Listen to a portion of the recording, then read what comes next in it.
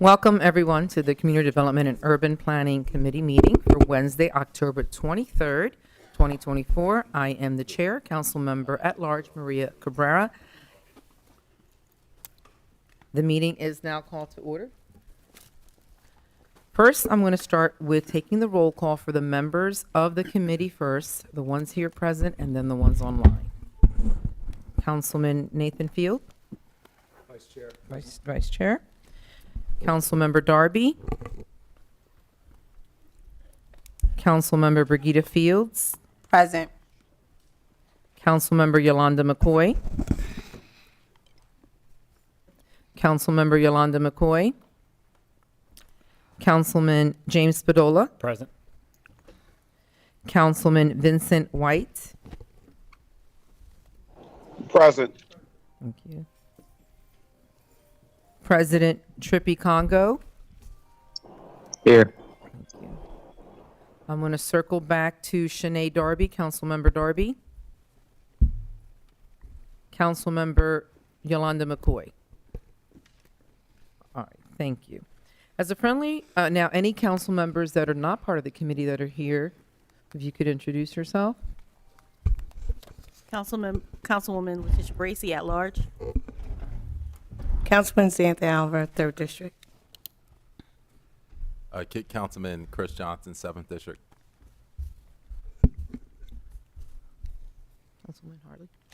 Councilmember Michelle Harley, 4th District. Thank you. Thank you for joining us in this meeting today. At this time, we're going to start with the first item on the agenda. It's just a quick report, and then we'll go on to the presentation. At this time, we are going to get an update on the City of Wilmington's Homeowner Repair Lottery Program. Is that Director Bob Weir, will you be speaking to this? Yes. Thank you. You may proceed. Thank you, Chairperson, committee members, and council members. I'm here to offer a brief summary to date for the Homeowner Repair Lottery Program. We have partnered with Habitat for Humanity and their Safe, Warm, and Dry program. The last year's budget provided funding for this program. There were 2 draws, and we did that primarily so there would not be the expectation of I won the lottery and now I'm going to have to wait months and months before I actually get any work on my house. So we split it up, which seemed to work very well because at this point we have, of the 160 folks that were drawn, we have 147 that are either complete, underway, or underbid. So as far as right now, the first draw, we had 73 homeowners that were assisted. That was expenditures of $831,000.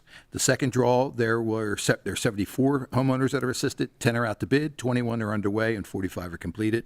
And the expenditure estimate there is $684,000. So at this particular time, we have spent or will spend $1.5 million for 147 homeowners to have repairs to their home. And that is averaging out about $8,355. So we had set a $10,000 cap. Some are slightly over, some are below.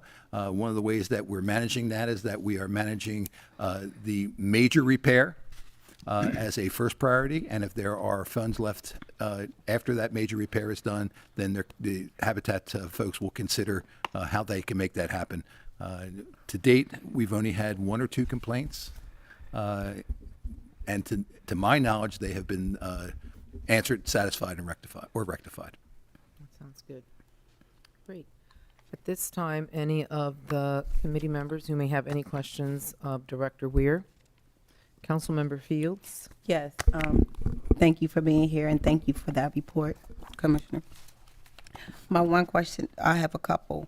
When you say underbid, what are you saying? What are you? Well, the process followed the lottery that the folks, the citizens had registered. They were pulled from the lottery.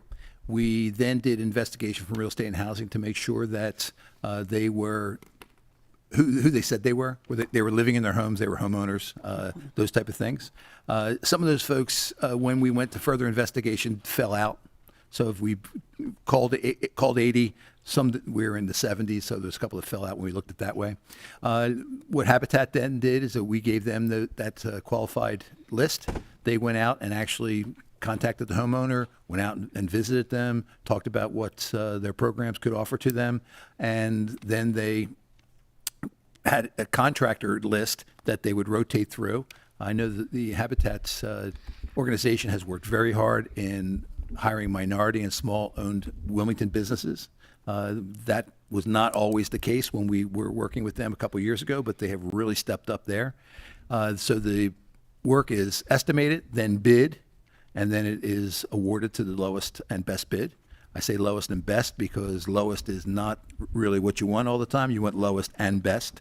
And then there was direct contact between the contractor and the homeowner at that point to try to keep the bureaucracy as little as possible. And I think that really shows in that we've moved that 1.5 million out into the street at this point with 3/4 of the lottery winners already completed, their work completed. Okay. Madam Chair, can I follow up? You may follow up. I had a couple of constituents say that when the contractors came, they told them that they couldn't use the $10,000. They could only use $5,000 of their monies. And so I'm just asking, like, how do we get that message across that they have up to $10,000 and can't go over that? Because I had a lady, she wanted something done, and she had it done, like electrical work, but she still had monies left. And she asked for something else to be done, and they said, well, you can't get anything else done. That's the first I'm hearing of it, so I'd like to investigate it further before I make too many statements about it. But I know that it's a very difficult situation where you say, we're here to help you, and you have a major repair that will get done, and someone says, well, we need another, or we need another. That second repair might put that homeowner over their $10,000. That probably needs to be, as you're describing, that probably needs to be explained a little bit better, that this is not a program that we would allow. That was part of the contract. It was $10,000. So as far as I'm sure what happened is that the communication could have been a lot better in as much that, yes, the first major repair was done. If you would like something else done, if it was something that was small, that was done, because I see that in the invoices there are oftentimes more than one job done. But I think sometimes the second repair was more than the $10,000. Okay, Madam Chair, may I follow up? Yes. How is the follow-up going with the lottery winners? Like follow-up, like who's following up? Is it, what is it, Habitat? Are they following up with the lottery winners, or is it real estate and housing? Well, real estate and housing would only follow up if someone was pulled out as a winner and we felt that there was some issues. Say, for instance, we would do a review of where the water bills were being sent and things like that. So real estate and housing would contact the winners if there was questions, and then we'd give them an opportunity to explain if there was any anomalies. But once we would turn that reviewed application over to Habitat, Habitat would take the communication from there. And who's checking who's checking them? I mean, we're giving them the money to do the work, and we're putting the work out, but who's checking them to make sure that they're doing a follow-up? We certainly are responsive. Right now, the Real Estate and Housing Department is very short in staff. So we absolutely are 100% following up any calls that we get that the homeowner is not happy about what's going on. And we've had very few of those. When we talk about the quality of the work and they're all under permit. So we have the inspection of license inspections as far as going out to look at that kind of work also. Okay. Thank you. And again, good job with what you're doing. I appreciate the work. Thank you. I appreciate that. I'd like to recognize that council members Shanae Darby and Yolanda McCoy have joined us and are present and will be marked present. Councilman, any other council members from the committee that have any questions of Mr. Weir? Seeing no hands raised, I will go to our other council members. Councilwoman Michelle Hartley. Thank you, Madam Chair, and thank you, Director Weir, for the update. I have a few questions. My first question is that you mentioned 73 homes were done in one time, and then 74.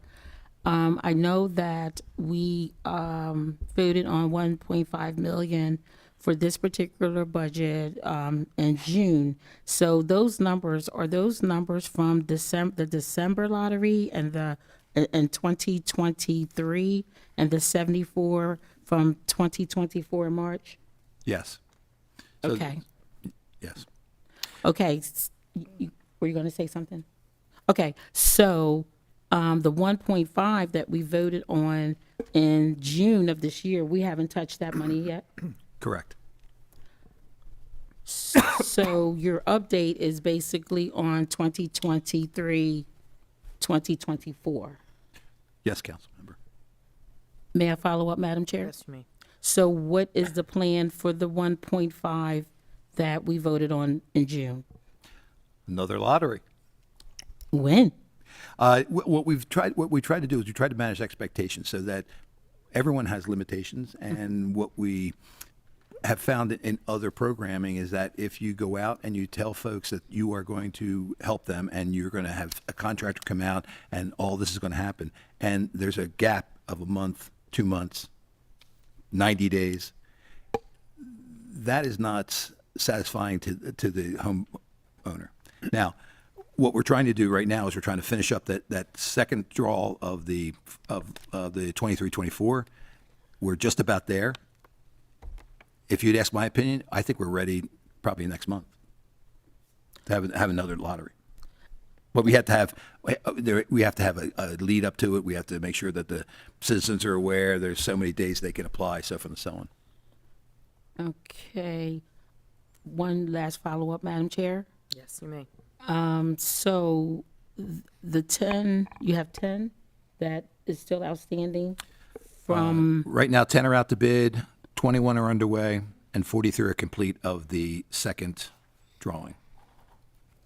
so we're still working on 23, 24. That's clear. Yes. Okay. And for the 1.5, we're getting ready to go we're in the fourth quarter. And I'm just asking the question, when do you think that we will start a lottery for the 1.5 million?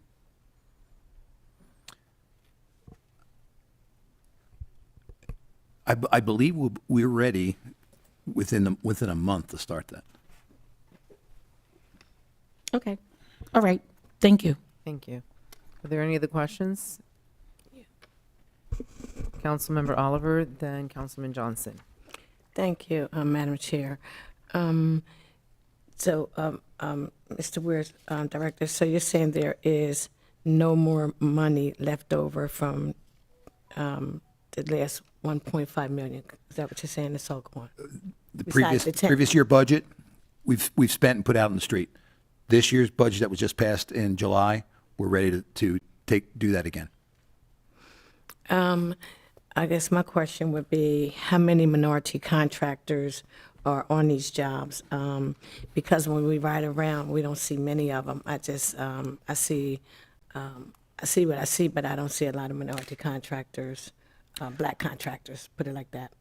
It's a priority for the city, for the department, for me, and for Habitat. As far as the director of Habitat and I have talked about it many times. I don't have that information for right now, but I could follow up and get that to you. I think it's a good story. Okay, if you could send it to me, I appreciate it, because I don't see it out there. Thank you. Councilman Johnson? Just as a brief follow-up, Director Ware, as we did get the budget, the second tranche of money passed, when we do this lottery, I have a simple request that you involve council, so we can I know Council President was there last time, but a lot of us, I think, have worked with you over the years on this, so if we could have it where it's more PR so that we can be present as well. That's the only request. Absolutely not a problem. Thank you. Yeah, one last thing I would like, Councilman Oliver? No, I said, I like what Councilman Johnson said, because people in the public think this is the mayor's initiative, and it's not. It was city council's initiative.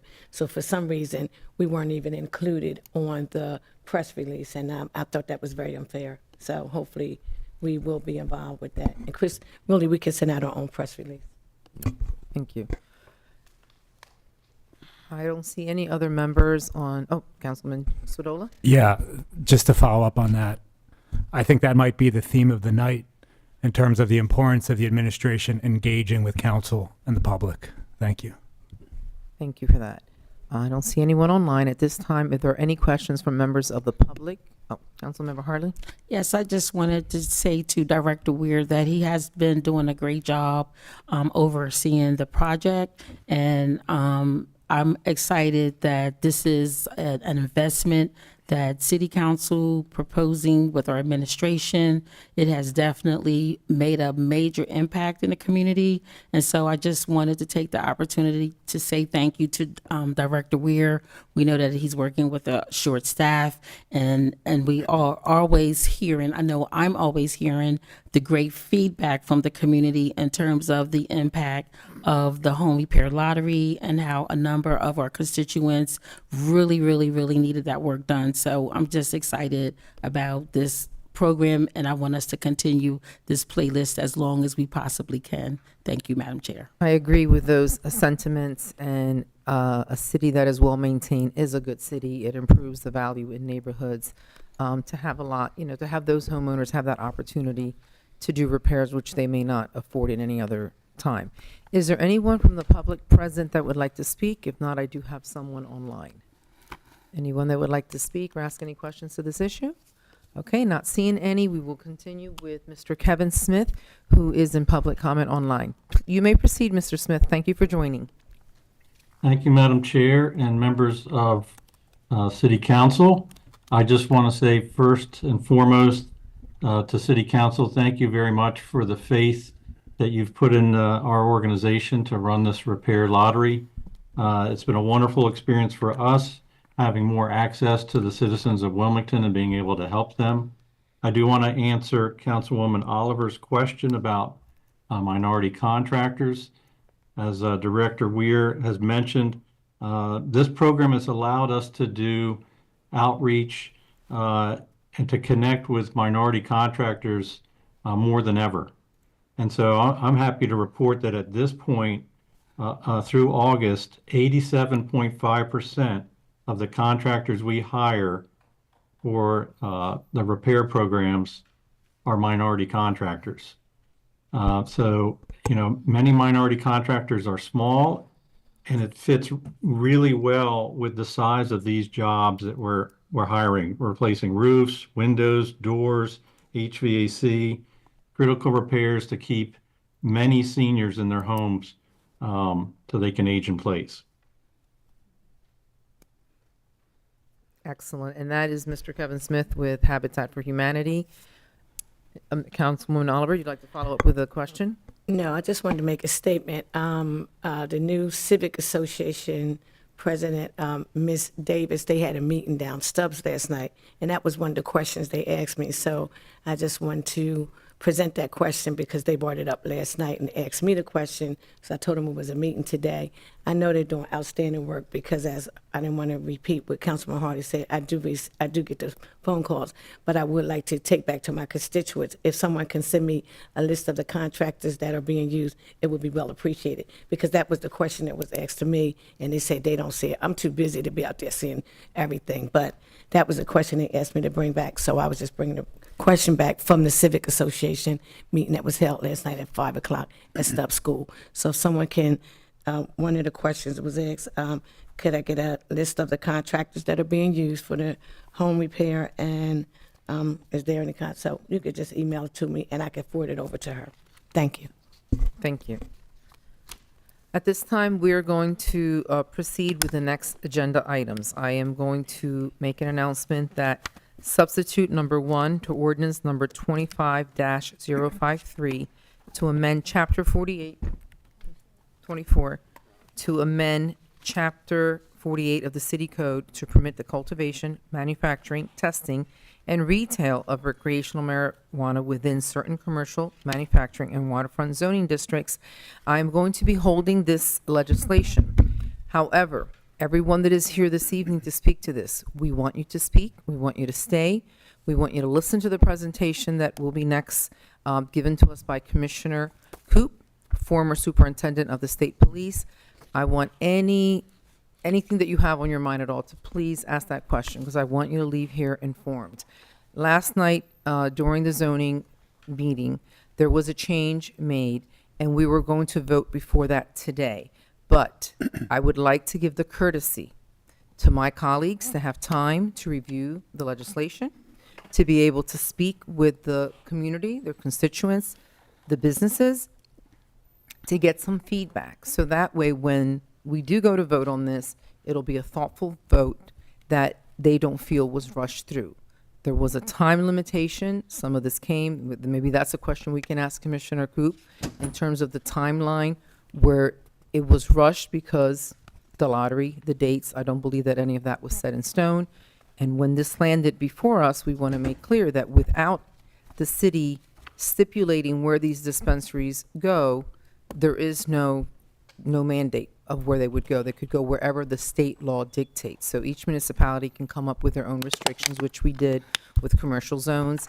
But we want to hear from you. We want you to ask questions. We want any fears of the unknown to be allayed, and that we're dealing with facts and reality, and respect your wishes, and to come up with a compromise that the people who do want it in their social equity zones, and the people can have them, and the people who don't can also make a choice before the ZBA and give your opinions and vote it down if that's the case.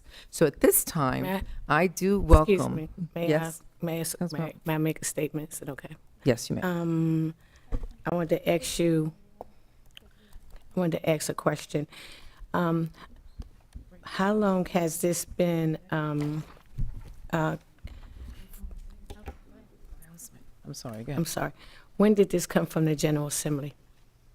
When was this passed through? Well, those are questions we can ask Commissioner. No, I'm following up, I'm asking a question. 'Cause I don't have the answer to that. Chris Johnson? not. I mean, it's been over a year that we've had this legislation. I know, Yeah, I can't we'll make. do that during I'm the, not- I can't make a statement. I'm asking you the chair. I'm asking you a question. You said I can make but a I statement. thought you were asking a question or you're making a Well, statement? I'm not asking, I'm going to make a statement. We've had this legislation for over a year, and it seems to me that council members are not engaged. And when I say that, we're not engaged with the legislation that comes before us. I want the public to know that council has had this legislation for over a year. I met with state rep. I've met with a senator. I've talked to the law department. I've met with planning. Some council members just don't read information. We've had this for over a year. Council members don't meet. We don't have to meet with everybody, but council members should communicate. I want the public to know that some council members just don't talk to each other. I mean, I don't know if this is, like, they take this like it's a Congress job, or this job is beneath them, and I'm just making a statement. I wonder why some people have taken these positions and don't even talk to anybody unless it's a major piece of legislation like this, and then they wait 2 days before the legislation come. I want the public to know, and then everybody's in an uproar. I spoke to the gentleman, very good point, talking about the daycare. Miss Oliver, how long, I told him it's been a year. Why are y'all just talking about it? And I want the public to know, because council members do not read their information. We've had this legislation from Dover for over a year, and now I'm making a statement. I have the floor, and I want it to be on the record that nobody has paid any attention to this until the last couple of days. I've met with the planning department. They could tell you. I'm making a statement. I'm going to be done. Also, that's what I want to say about this legislation. We've had it for at least close to a year, and nobody's paid any attention to it. And I think it's very important. You have people coming from various districts and civic associations who's ever involved. They should have been taking it back, like I took it back. That's why last night we had petitions, we had this, because I'm engaged with my community. I think it's about being engaged. We have a former council member here. He said they used to meet once or twice a month.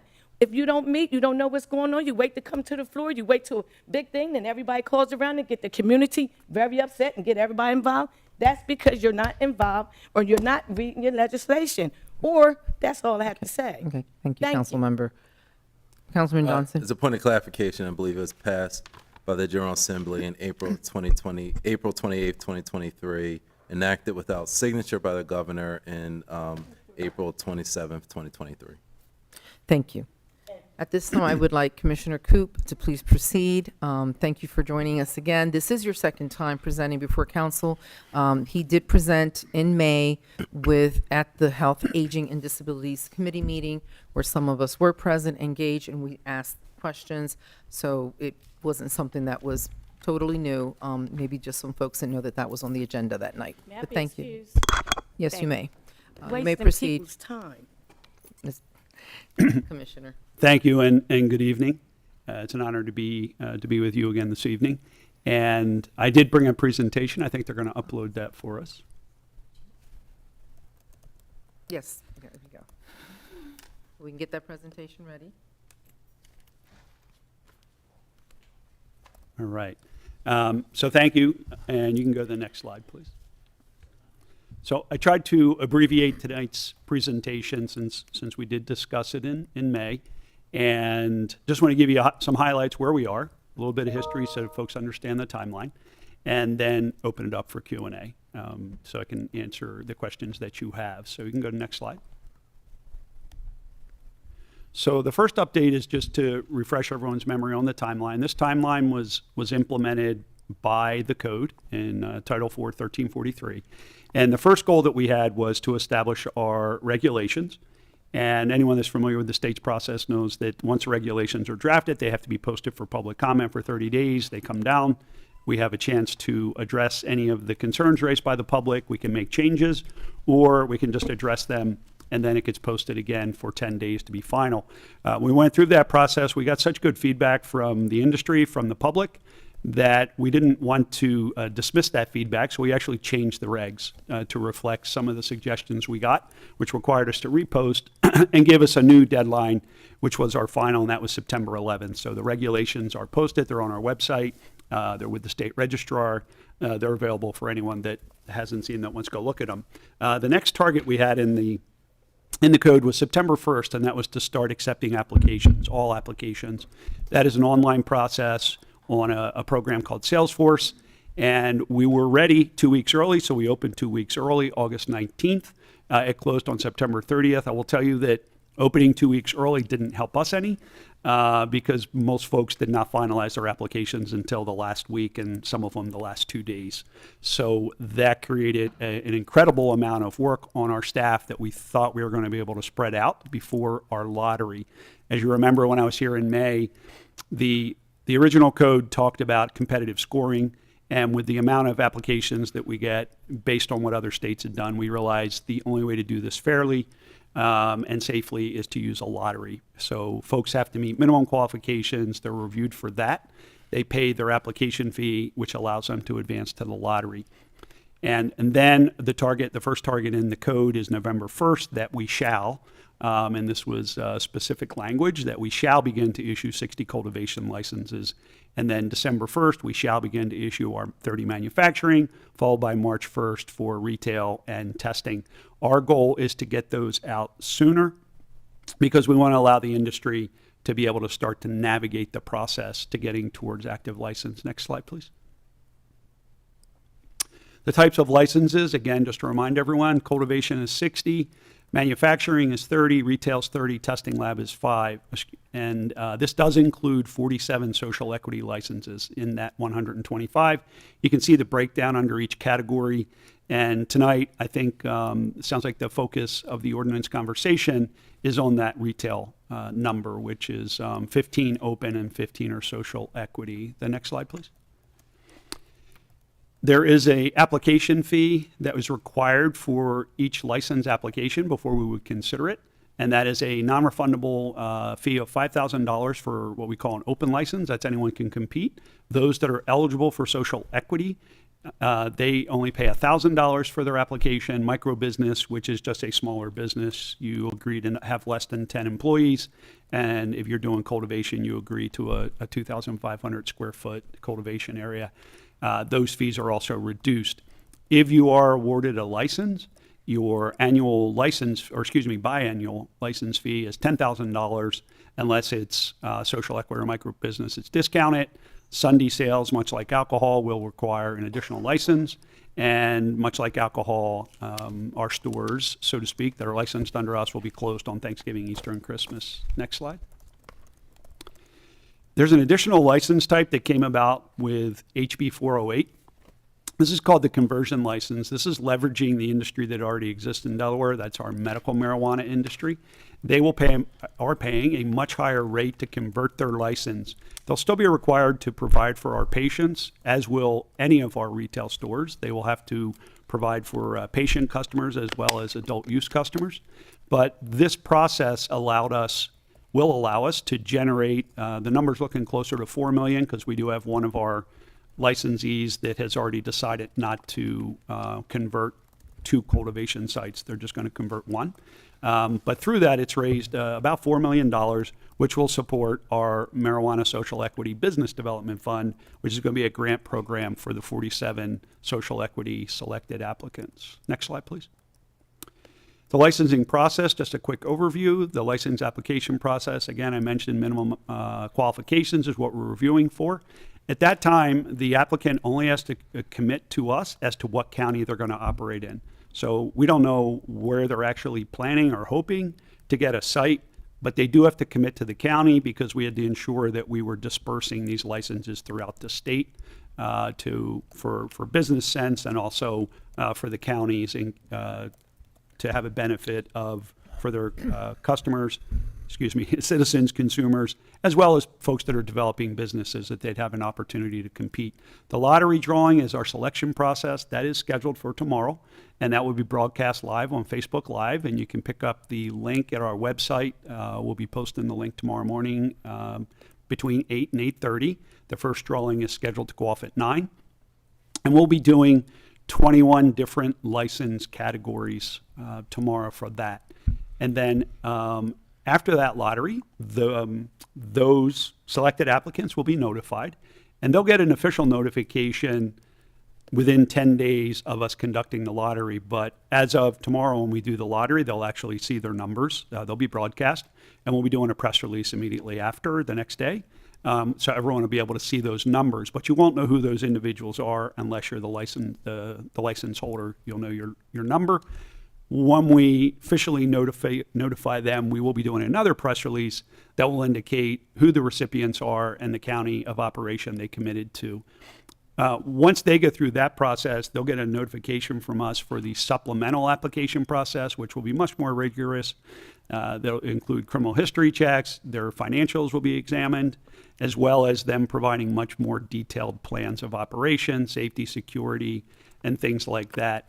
Once they get through that and they pay their license fee, if they're approved for all that, they'll be issued their conditional license, which is what they would bring to somewhere if they wanted to set up their store, their cultivation site, their manufacturing site. They would bring to local government to go through a zoning or a license process. So you can see there's going to be a little bit of time before anyone approaches, a town or a municipality that is open to allowing them to operate.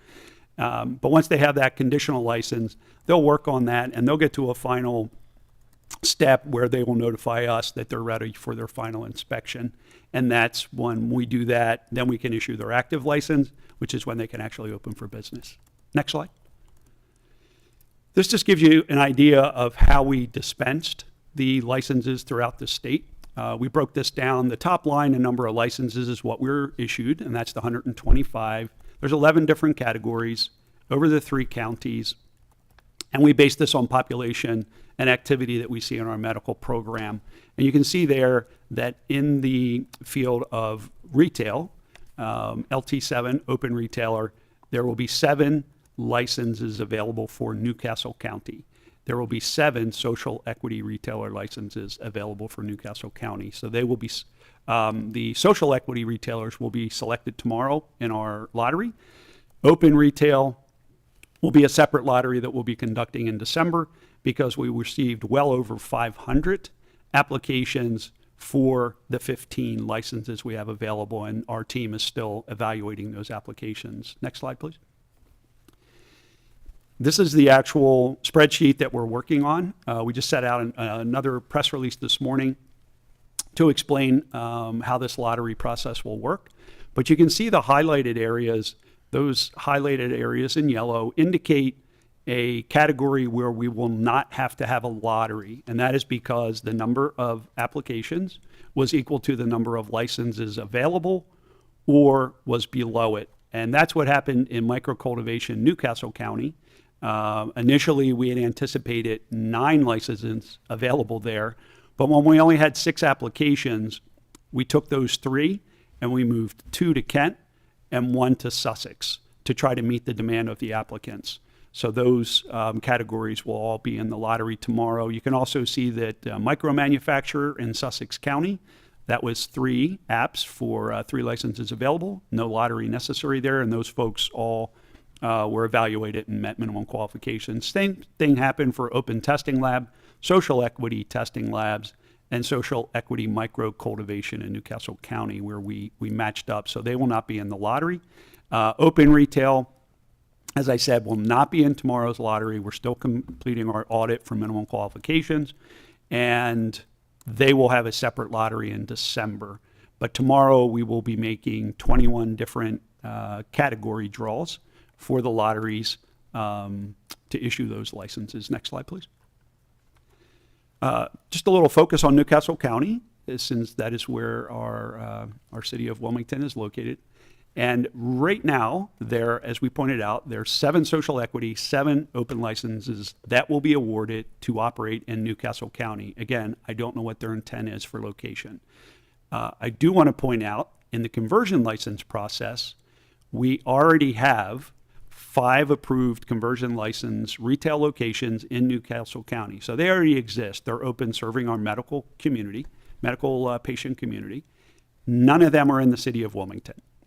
Out of the 5, 4 are close to Wilmington, and I listed the addresses there: Columbia Care up on Concord Pike, First State Compassion Center, Jerme Drive, which is off of Maryland Avenue, Field Supply, which is Kirkwood Highway down near routes 2 and 7, and then the farm, which is located over in Newcastle. So these have been approved for a conversion license to, they'll be able to sell adult use and continue to sell to our medical patients, but they're not allowed to open for adult use until we give them the go-ahead, which will not be until probably April of 2025. So that's where we're at with that. Next slide. I'm sorry, next slide. Thank you. This map that's in your handout, these are the existing medical marijuana retail locations. So right now we have 13. And they're operational for our medical patient program. And as I said, they're in our process to get a conversion license. They have been approved for those, and now we'll be moving into where they will start paying for those licenses, and that will make the conversion process effective. But again, the retailers cannot sell adult use until we give them approval, which will likely not be until April. Next slide, please. The lottery process, just to give you a little insight into that is tomorrow. And as I mentioned, if they pass minimum qualifications, paid their license fee, they received a lottery number, and that lottery number will track them through the system. The drawings are conducted by category, by county. The open retail will not be included, and we'll do that one separate. The lottery drawing will be broadcast on Facebook Live, so everyone can tune in and watch. I will let you know, no more ping pong balls. So lottery machines, it is a licensed lottery machine, random draw raffle machine, but it's a computer. But everything will be broadcast, and you'll be able to see how the numbers are generated.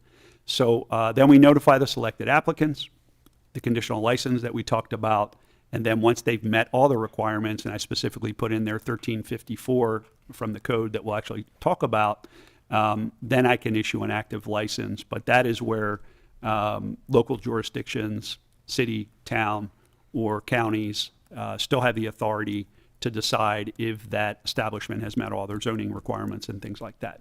Next slide. And that's what this is, 1354. So this is just to reassure you that the commissioner, me, at this moment, right, Commissioner Koop, cannot just issue a license for someone to operate in a jurisdiction. They have to meet the requirements of that jurisdiction. So this slide here, introduces you to 1354 and shows you where the municipalities and the county do have the authority to issue an ordinance, and that if someone is going to operate in your town or city, they have to meet those requirements. Another thing to specify, because there is talk about how far, would we permit from a church, a school, a college, or a substance abuse treatment facility. You'll notice in the code that the drafters of the code at the General Assembly put in the vicinity of.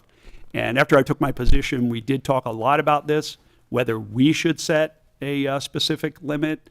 And what we decided is that the vicinity gives us better discretion to work with local government, so that if local government is considering 100 feet, if local government is considering 500 feet, it allows us to work with them and be respectful of that local jurisdiction. So vicinity remains there, giving us the discretion.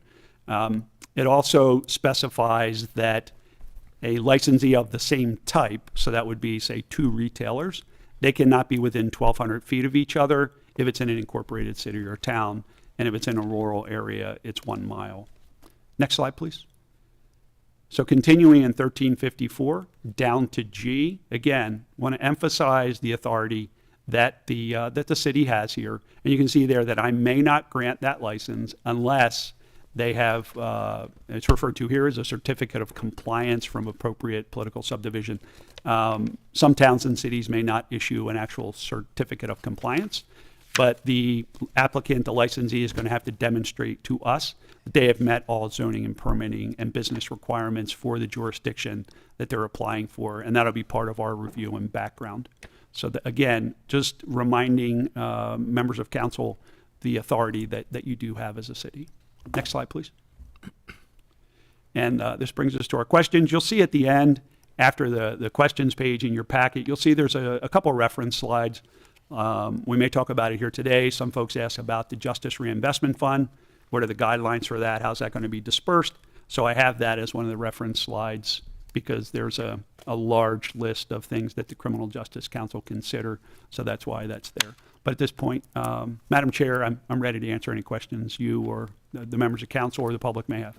Great. I'm going to start with a question, and then the committee members, and then other council members Okay. and the public. All right. So when you just mentioned about a vicinity, Yes. so the way that it's worded here, if the municipality doesn't take any action, and it's just there, obviously whatever the state rule is what rules, what would that look like if there is no parameters put in place by Wilmington?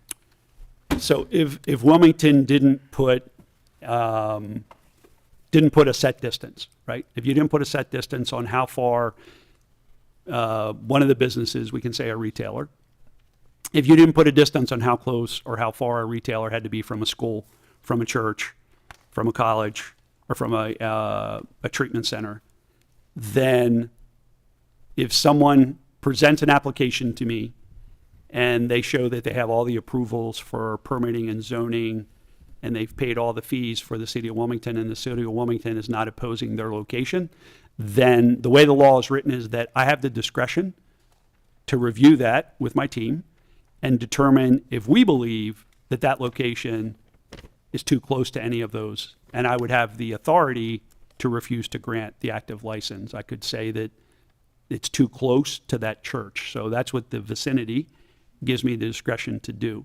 But if a city or town sets a specific distance, then that makes it clear that the applicant is not going to bring it to me until they have met the requirement of that local jurisdiction that set the distance. So by setting a distance, essentially, you limit my discretion, so to speak, in a good way, because you're drawing that line. so that it's not just left up to me to decide, in this situation, is it too close to the church, or in this situation, is it far enough from the church? Because it would be based on the circumstances. I hope that answered it. And I'm going to follow up. Yes, you did answer that. That's an excellent, because that really gives us a little bit more information here. I noticed that it doesn't say residential area in what the state has determined, which means that a dispensary can go anywhere as long as it's not in the vicinity of a church, school, college, or substance abuse treatment center. So I just want to reiterate that, because I think that's important, that if the municipality doesn't take action, and if we don't come up with action, that then conceivably the dispensary can go anywhere in the city per your approval, as long as it's not within the vicinity of these. Yes, ma'am, businesses. you're correct. That is not something that I've been tasked with evaluating. But exactly why you pointed it out, I know that some of the county governments are looking at that area as well, for the same reason, that they want to ensure that these retail establishments are only in certain areas. And I will say, I know some of them explained to me that they already have zoning rules and guidelines in place that a retail establishment of any type can only open in certain areas, zoned commercial, things like that. So this is all things that, yes, the council should review, can review, and make those rules. Great. Well, I want to allow my other members of council to ask questions, so I'm going to refrain, but did you need to? Yeah, can I just add just add a little bit more to that, and probably to when planning come up, they can add something to as well. This question was also asked of the law department, just to add a little bit more context, if nothing was done with the ordinance. When it comes to the different types of license used for cultivation, for example, for permitted as a matter of right, we have to look at C5, M1, M2, W1, W2, and W3. Likewise for manufacture, whatever those permitted uses are. And when they come up and we have the map, maybe that could be looked up. I just wanted to make sure, just for the record, that there are certain zoning codes as well. We still have, and that will supersede Thank the you. locals. Yes. Councilman, Chair, Vice Chair Fields? Yes, welcome, Mr. Coop. Thank And you. I just want to say that, so I've had several conversations with you, and it's been quite refreshing, because I literally went to the website. Put your mic on, or is it on? Yeah, right there. I just want to say it's been, I called the number on the website, left a message, and you called me back in 5 minutes, 10 minutes, and we've had several conversations, and it's been quite refreshing, the transparency and openness from your office in this process. Thank you. I have one question and a suggestion. So one of the controversies about this is that we as a body, city council, I saw the map and the ordinance on October 2nd. And I believe that's the case with a lot of the other council members. So there's a question of, we have to do something. We acknowledge that we have to decide as a body what we need to do. And there is pressure from the mayor's office that you got to pass this now, tomorrow, this week. So the question is timing. So my question is, and I emailed back and forth and asked, I'm going to read you the question that I asked you this morning by email, and then, I don't know if you have it in front of you, but I can read the answer. I just want to make sure this is on the record. So my question is, if a municipality on December 15th or January 15th or February 15th is still working through where these retail stores should be permitted in terms of zoning, and therefore isn't ready to issue a certificate of compliance with the political subdivision, will your office issue the license according to the Marijuana Control Act? You want me to read your answer? Yeah, I think you should read into the record since Yeah, you yeah. read your question. That way it'll be consistent, but I'm happy to Your dialogue answer after that. was, Councilman Field, the business entity may have their, quote, conditional license, but the commissioner will not issue the, quote, active license until the licensee can demonstrate that they have received the necessary approval from state, county, and municipal government, if required, for the location of their business. And I'll just take, my interpretation of that was, if we do this in November or December or January, it doesn't make a difference in the big picture. Is that accurate? Well, I think I would come back to the timing thing. So, and this is where I think maybe we had another communication where I said the city solicitor needs to weigh in on part, and I had spoken with another council member that I think the challenge for the city is, again, the timeline is not tomorrow, right? So when we issue the selected applicants tomorrow at the end of the lottery, during the lottery, those folks get notified. I have 10 days to give them their official notification, which they benefit from me not doing it in 24 hours, because once I issue their official notification, they have 30 days to complete the secondary application. And this is where they're going to have to provide a lot more information. And this is where our team will initiate the criminal history, criminal background. So they're all going to have to go get fingerprinted. And anyone that's here that's ever had to go through that process knows you might not get in there in a day and get it back right away. So there's going to be a delay there. They are going to have to submit a lot of information about their financials, because we need to know who they are, where their money's coming from. We have a responsibility to try to weed out any bad actors that may be trying to get into our industry here in Delaware. So they have to provide that information. They have 30 days to get that back to us. Once we have that information back, then our background investigators at the Division of Alcohol, Tobacco Enforcement will start their process. Keep in mind that we're issuing 125 licenses. So that means we're going to be a minimum of 125 backgrounds. But many of these businesses have several owners, right? They have a table of organization, excuse me. So we will have to conduct backgrounds on those, any of the principal officers. And then we're also going to be responsible to be backgrounding their employees.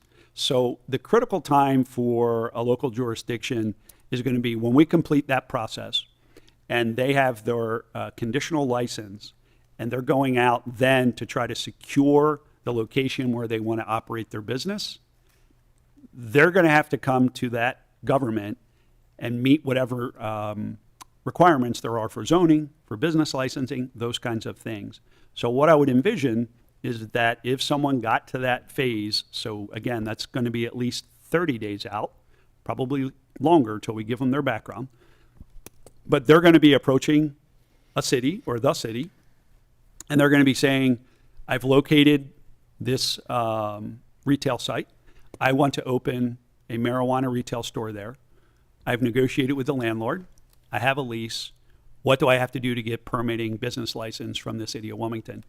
That's when the city of Wilmington, in my opinion, should be prepared to tell them if there's any limitations, restrictions, or whatever the standard process is for a new business starting in the city. So I think that's the timeline that you're working with, to be prepared. And that's why I was, in our communications, I said, I think the city solicitor needs to embrace that so that they can, give that guidance to the people that are working for the city that have to make those decisions. Thank you. So that was helpful information, and I'm sure you'll get some follow-up questions on that point from the council members. And then I have a suggestion to throw out there. Today I spoke with a member of the community who proposed the suggestion about the timing of the lottery tomorrow. Mm-hmm. As I understand it, there's pressure from the state legislature. You're probably getting pressured from all angles on this. There's pressure from the state legislature to move this up and get licenses out. And that is perhaps why we are hearing that there's pressure to move the retail licenses up. And that's why City Council has to pass this right away. As I also understand it, there isn't necessarily a reason that it has to be tomorrow, the 7 social equity licenses, because of all the administrative work, and they wouldn't even be able to set up shop until April. Is there any reason that it can't be moved back in order to allow more room for discussion by these municipalities? A couple things. So what is your suggestion, that I don't do it tomorrow? Is that what you're telling me? Yes. Okay. So the timeline is laid out in the code by the legislators, by the General Assembly. It's not someone putting pressure on me. Okay. That was laid out in the General Assembly, as was pointed out by Council Member Johnson. This all passed in April of 2023. I was confirmed and appointed in July of 2023.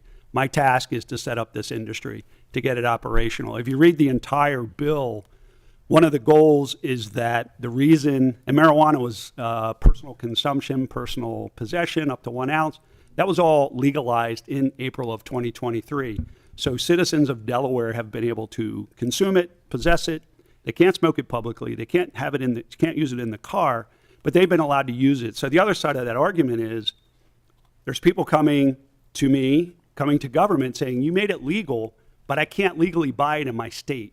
I can go to Maryland and buy it. I can go to New Jersey and buy it. But I can't buy it here in my own state unless you legalize it. So the only market that can operate is the medical marijuana program or the illegal market, which is thriving. Okay. So as the regulator tasked with this, I was told to set this up. I'm not going to slow walk it because someone's not prepared. I'm going to move forward. I've been announcing this loudly. I accept every speaking engagement. I accept every interview. I take phone calls. Everyone has known this is coming. It's a very direct decision. Everyone can't agree on it. I get that. That's government. That's the policy. That's democracy. I don't have to agree with what you do. The easiest place for me to be is when a town says no to everything. And they're fully empowered with that because they don't ask me to come talk. It's done. And that's okay because the licenses that I issue, that's it. I issue it. It's up to that person to go find where they can operate their business. So if the city of Wilmington doesn't want that here, that is their decision. If they want it here, that is the decision. You're trying to put it on me, or your constituent is. The decision's here. Make your decision is what you have to do. If you don't want it here, then you have to agree you don't want it here. If you want it here, you have to agree to that. And I believe it's been said, I think you're looking for the compromise. What is it you're willing to allow? And I will point this out. It's legal. People are smoking it everywhere I go. Everybody says that. If you don't want the citizens of Wilmington to have the convenience to go to the regulated market, to a store, and make a purchase, that's a decision. They will leave the city and go outside the city and make a purchase. As I said, there's already 4 establishments around the city of Wilmington. Likely there will be more. These folks that get these retail licenses, they have significant expenses to get going. Cultivation, even bigger. Manufacturing, significant. Testing lab, significant. They have to make a decision if they want to come to the city. That's, you're having this discussion, you're having these disagreements, and as you can tell, I don't appreciate being told to delay something. Yes, I'm going to push. Suggestion. I get it, but we got to get this going. Every other state took their medical marijuana program, converted it, and they were live within 7 months, 8 months. Delaware's past that, but we did get the legislation changed to allow us to do that. So nobody's pressuring me to get it done, but I'm pressuring my team that we need to keep this moving. But the first deadline, yeah, that's already there in the code, and if we meet that, we're going to push on to try to get through the other ones. Thank you. Thank you. And no disrespect to the question, sir, but just want to get the point across. Thank you. Sorry. Councilman Spadola. Thank you, Madam Chair. Colonel Coop, just so you're aware, generally speaking, if we have the spectrum of allowing marijuana activity in the city, you've got no ban, or you've got where anything goes, and you've got a total ban where nothing goes. And right now, we're looking at a 100-foot buffer from everything, which is kind of all the way on the extreme side of letting everything go. And at least from what I've seen other municipalities do. Can you share an overview of what other municipalities have done at towns and counties in terms of restrictions? No. Just to give us context. I'm sorry, sir. Didn't mean to cut you off. I can't, just because they don't have to formally report to me. I do know that most of the ones that came out early were small beach communities. They came out and did the total ban. So they banned everything. Georgetown evaluated this, and I spoke there, and I did review their ordinance when it came out, but I haven't looked at it in several months, and other things have come up. But I believe they're allowing like 2 retail in the town. But what they did is they identified specific areas that they felt were were appropriate. They already had zoning for agriculture, which they're applying to cultivation, and something similar for manufacturing. And other than that, it doesn't necessarily get reported to us. Most of the way we find out is through the media, like everyone else, if someone bans it. Several towns have asked me to come and speak. Some I still have lined up this month and next month. Milford is coming up. I've been to some smaller towns, but most of them have taken an approach of looking at their existing ordinances and then evaluating it, whether they thought the town was big enough, and if it is, where could it be that it wouldn't be invasive. And, some of the things that I remind them of, our industry, they're not allowed to advertise. It's very limited.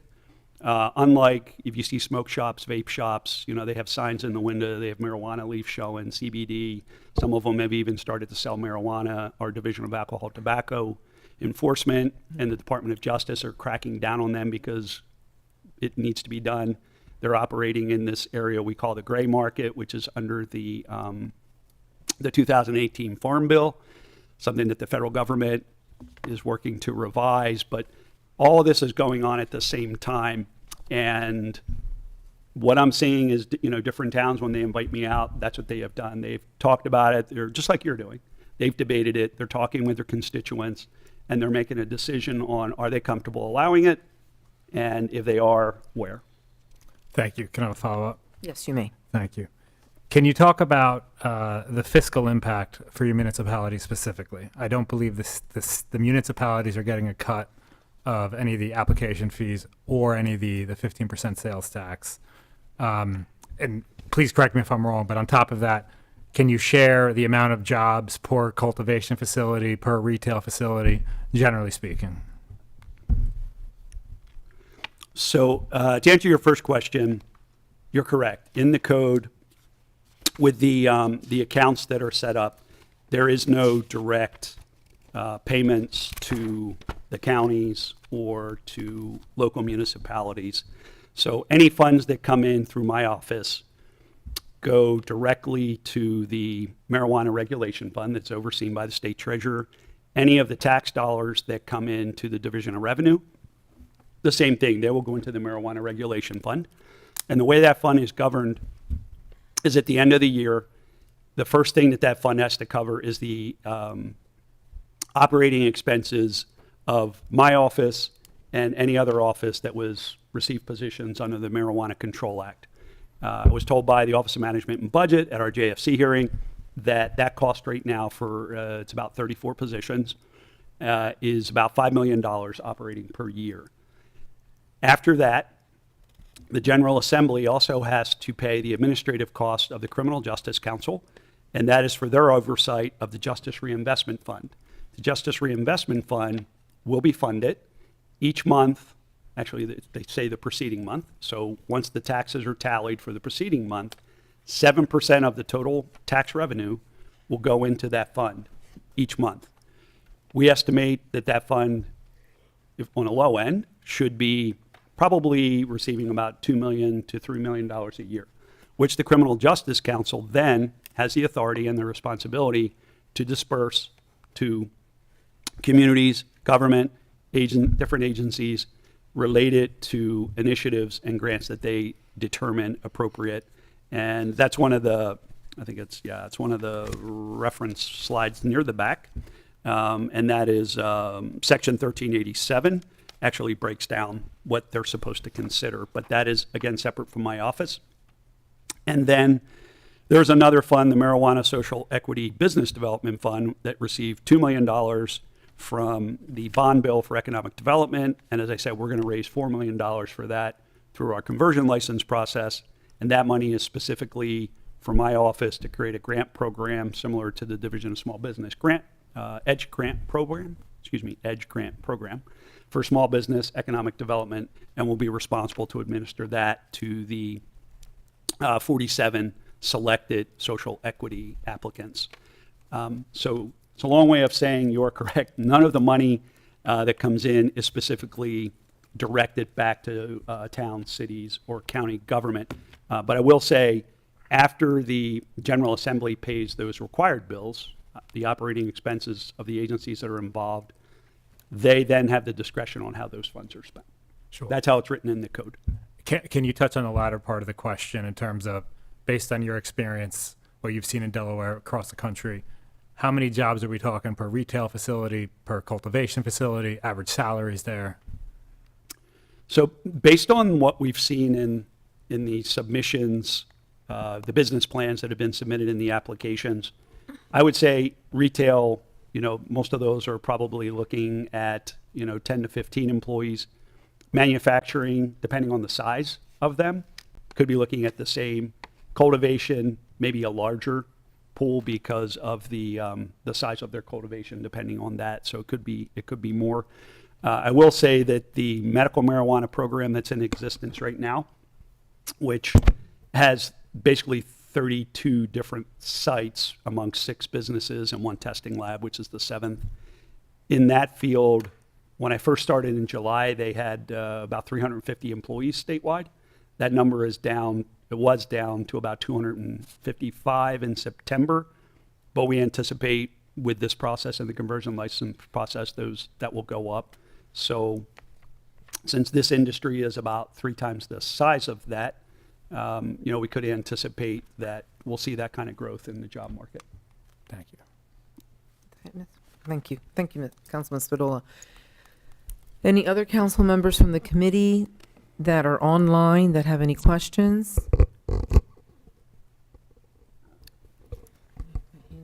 Not seeing any, I will now call on the other council members, and Councilmember Harley, you had your hand up. Yes, thank you, Madam Chair. Since we just got this version of the legislation this evening, I'm not able to see if Wilmington is going to have any requirements other than a applicant meeting the buffer. So for an example, a business license. So I know that the state has a requirement, I believe, that they have to have a state license. However, I'm just curious to know, are we going to have requirements other than the meeting the buffer? And the example would be, 1, you have to have a business license from the city of Wilmington. I wasn't able to see that in this legislation. Like any other retail business, they do have to meet the requirements of the licensing. Now, whether we have a category specifically for this, or does it fall within another category, I think that'll have to be a question for the administration. And I know I do have some people here to speak from zoning, but not sure if that's a question they can answer. But there would be a requirement of a business license, and that's where there were some ideas that were thrown out there in terms of the cost of the business license that could help, again, generate some income into the city. And then the wage tax that we get would be the other financial benefit from however many employees they hire. So, does that? Yes. We'll get an answer to that exactly. What Okay. category it'll fall under. But yes, to answer your Okay. question, yes, you do have to go and do everything else that a business has to do to be licensed in the city of Wilmington. Councilman Johnson and then Councilmember Bracy. Yes, I had a follow-up. Oh, go ahead, proceed. Yeah, sure. So, as it relates to the legislation that was presented to us, we could have also received legislation that basically stated that we did not want to allow marijuana at all in the city of Wilmington. And the point I'm making is because I was asked this question by a couple of my constituents in terms of like, how did the city of Wilmington end up with having to determine buffers, whereas the towns of, Bethany and Lewis and Rehoboth decided that they were going to prohibit it altogether. So I just wanted to ask that question because it was asked to me by several of my constituents. So the answer, and we could have, maybe, the commissioner, he may want to answer that, but I think that the answer is that the administration and the city has interest that we are a social equity zone, so they presented that before council, before the zoning board. So it went to the zoning board, and those commissioners made the decision with the zoning parameters that were given, and then that gets handed to city council to deliberate as we're doing today. So this municipality in Wilmington, they made that decision. Whether we had an input in that decision or not, I don't believe so, because wasn't part of that decision making, but that was the municipalities. So at this point, Commissioner Coop, how do you find that that works in municipalities? I mean, they just decide whether they want it or not. It goes to the people that are running that municipality, correct? Yes, ma'am. Okay. Can I follow up real quick? Yes, To answer this, Councilman Vice Gio. Chair. So Wilmington could decide, and one of the 4 options is just simply do not have any marijuana in Wilmington, as Middletown and Dewey, Rehoboth, Bethany, and I think Lewis did. It's not the zoning people that decided that. It's the mayor's office. And they decided that they wanted to have, to not even consider that. It's still up in the air, but that is their prerogative but we are the legislative body, and it has to go through the legislative body as well. Does that answer your question? Yes, it did. And I wanted it to be on the record. That's what I thought as well. But for the sake of my constituents that could be listening, I wanted to make sure that I asked the question to make sure that it was correct. It's a good question, and it brings clarity. Thank you. Councilman Johnson, and then Councilmember Bracy. Hi, Secretary Coop, good evening. Thank you. Being here. Appreciate you coming to speak again to our city. The question I have is about safety. Safety in terms of there's obviously we're engaging with the public. There's I think a lot of misinformation, misconception about what these shops are. So in terms of safety, if they are allowed in the city of Wilmington, who actually enforces safety? Does it the local government, L&I, to enforce the safety, or does your department have somewhat of an enforcement mechanism to make sure the shops stick to their security plans, stick to the safety guidelines? Yes, sir. So yes, the responsibility does fall with our office. Once we license them, they have an obligation to continue to operate under the guidelines of our regulations of the law that they've agreed to. And our regulatory arm is the Division of Alcohol, Tobacco Enforcement. And then there is almost like a task force responsibility there. So Division of Alcohol, Tobacco Enforcement, they are law enforcement officers. So they'll be out doing a regulatory function, meaning they're going to be responsible to visit these places regularly to ensure that the products that whether they're cultivating, manufacturing, or in retail, the products have not been brought in from the outside, inverted into our system, or diverted out to the street. So there is a seed to sale program that the state just renewed through an RFP process with a company called BioTrack. So every plant, once it starts as a seedling, it's tagged with a barcode. That barcode will follow that plant all the way through to the point of sale, so to speak. And it allows us to see what is happening there. All of the sites have to have video cameras, security, covering all the specific areas. And then they have to provide access to the Division of Alcohol, Tobacco Enforcement to actually review those anytime they want, view them live. They have to secure those tapes, for a specific period of time, and then there's an incident, hold them even longer. They have to have secure vaults to secure the products in. Most of them operating right now actually have armed security in the front. When you come into these businesses, they're not like a liquor store. You don't get to go in and touch everything. Everything is behind a counter. Most people are going to order online and then come in and pick up their product. If not, they come in and there's usually like a tablet where they can go in and look at the items, pick, and then they would go up to the counter. They have to be screened before they come in. The licenses have to be checked. And all these things have to be maintained because if they have violations, they could risk losing their license, being fined, or suspension. So yes, the regulatory responsibility will fall with my office. So if there is a problem at an establishment, if it was in the city of Wilmington, obviously if it's an actual emergency, 911, the Wilmington Police or fire would respond. But as far as any regulatory violations, any issues with the establishment, similar to what happens with establishments under the Alcohol Beverage Control Commissioner, right? If there's noise issues there, the commissioner has to deal with those. It'll be the same for us. If there is issues with, customers loitering out front, parking issues, people lined up out front, those kind of things, the complaints would come to us and we would have to, work to remedy that with the owner. And I have a follow-up, Madam Chair. You make, I imagine in your work, we commend, the state commends you for your work over the past, I think, 2 years in this specific area.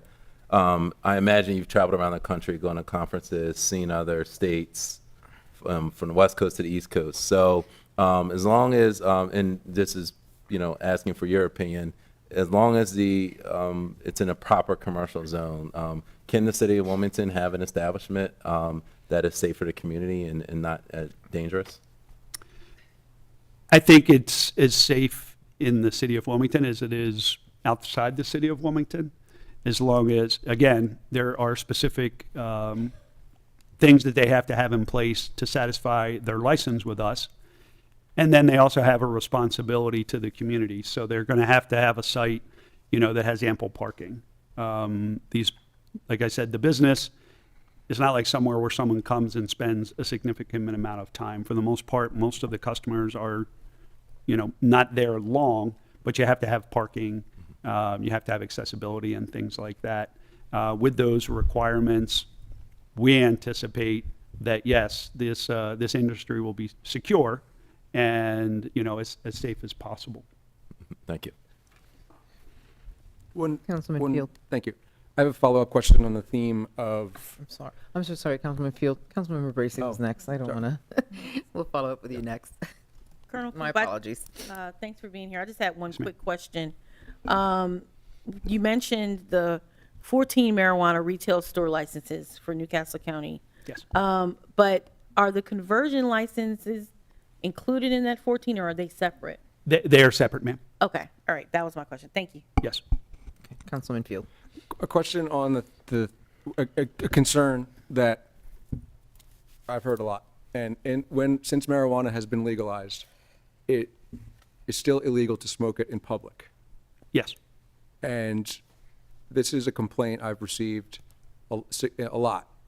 The smell of it, people openly smoking it in and around, say, Trolley Square, Rodney Square, wherever, Brandywine Park.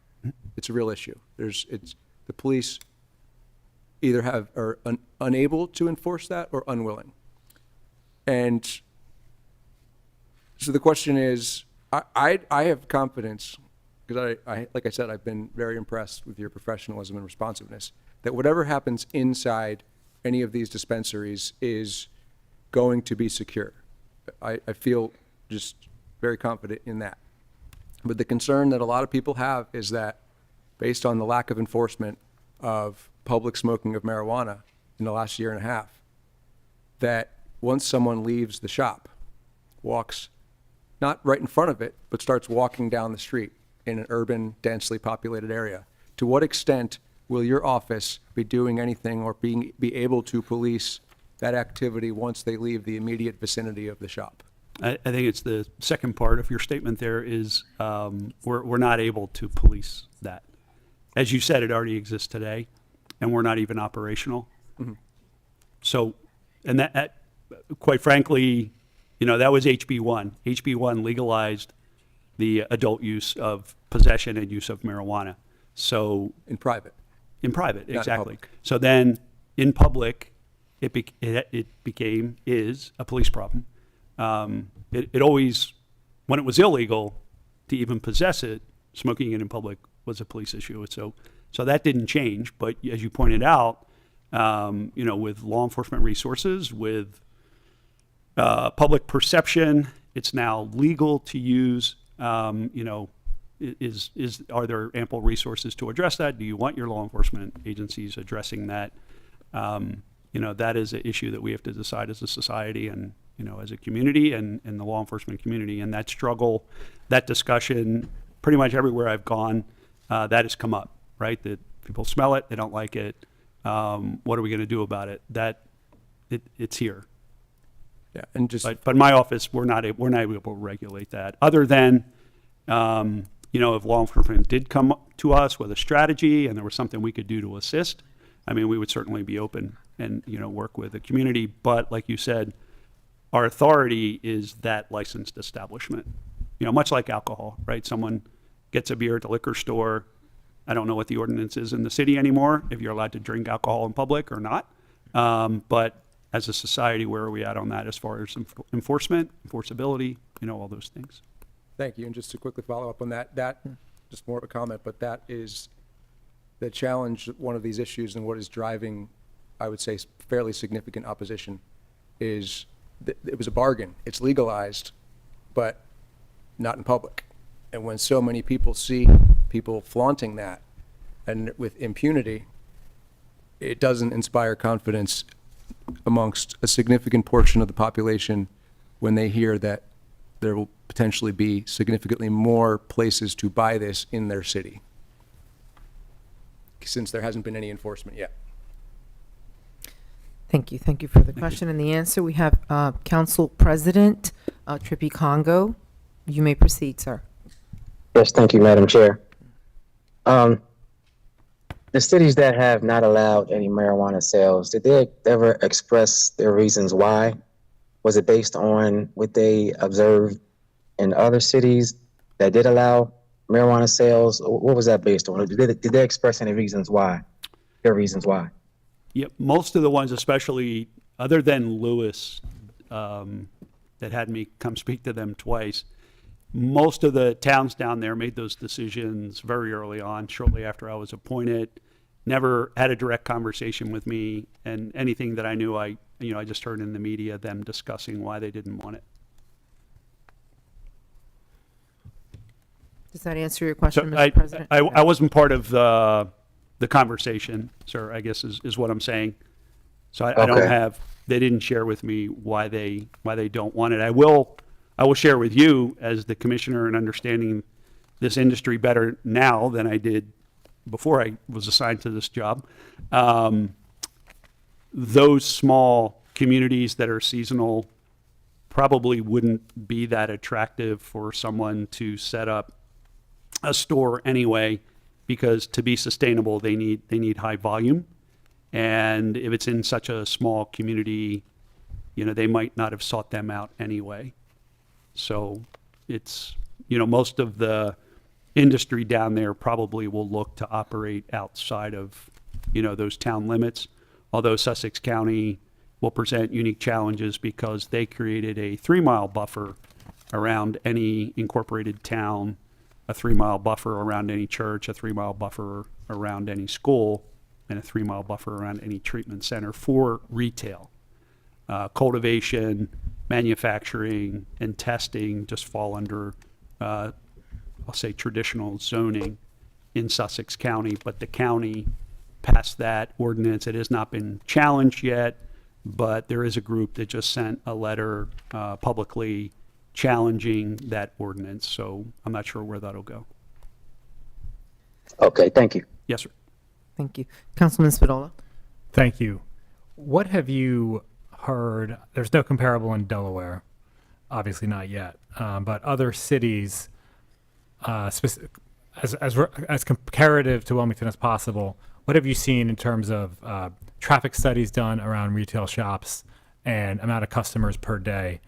And I'm asking that from a traffic safety perspective, if you have any insight on that. I don't have insight on that other than just anecdotal stories that, one in Maryland that's just over the line from Delaware sees a lot of customers, to the point that they established a system similar to restaurants where you don't come to the store to get in line. You have to call ahead, get a reservation, because they didn't want long lines of people outside. So that's how they managed it, so that the community wouldn't see this long line or crowds outside. But that's, that's the kind of thing, back with Councilman Johnson when asking about responsibility, if there was a location and that was a complaint from the community that there's long lines out front, it's disruptive, things like that, that would be something that we would have to work with the entity to try to come up with solutions, because if they're going to be in a community, they have to be in sync with that community and be respectful. So those are solutions that came up, but I don't have a specific answer as to the number of customers or that. Thank you. Yes, sir. Can I have You may one more? follow up, yes. Thank you.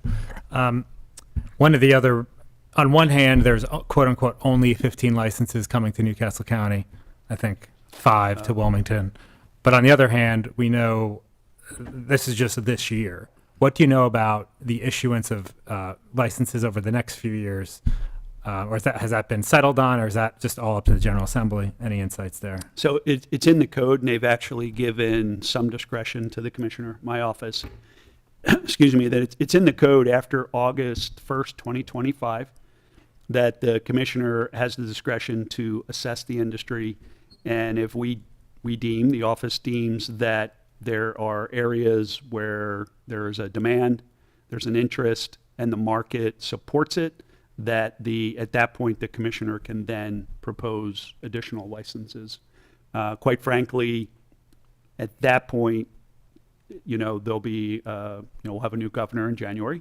Well, the election's November, but instilled in January, and this position falls under the executive branch.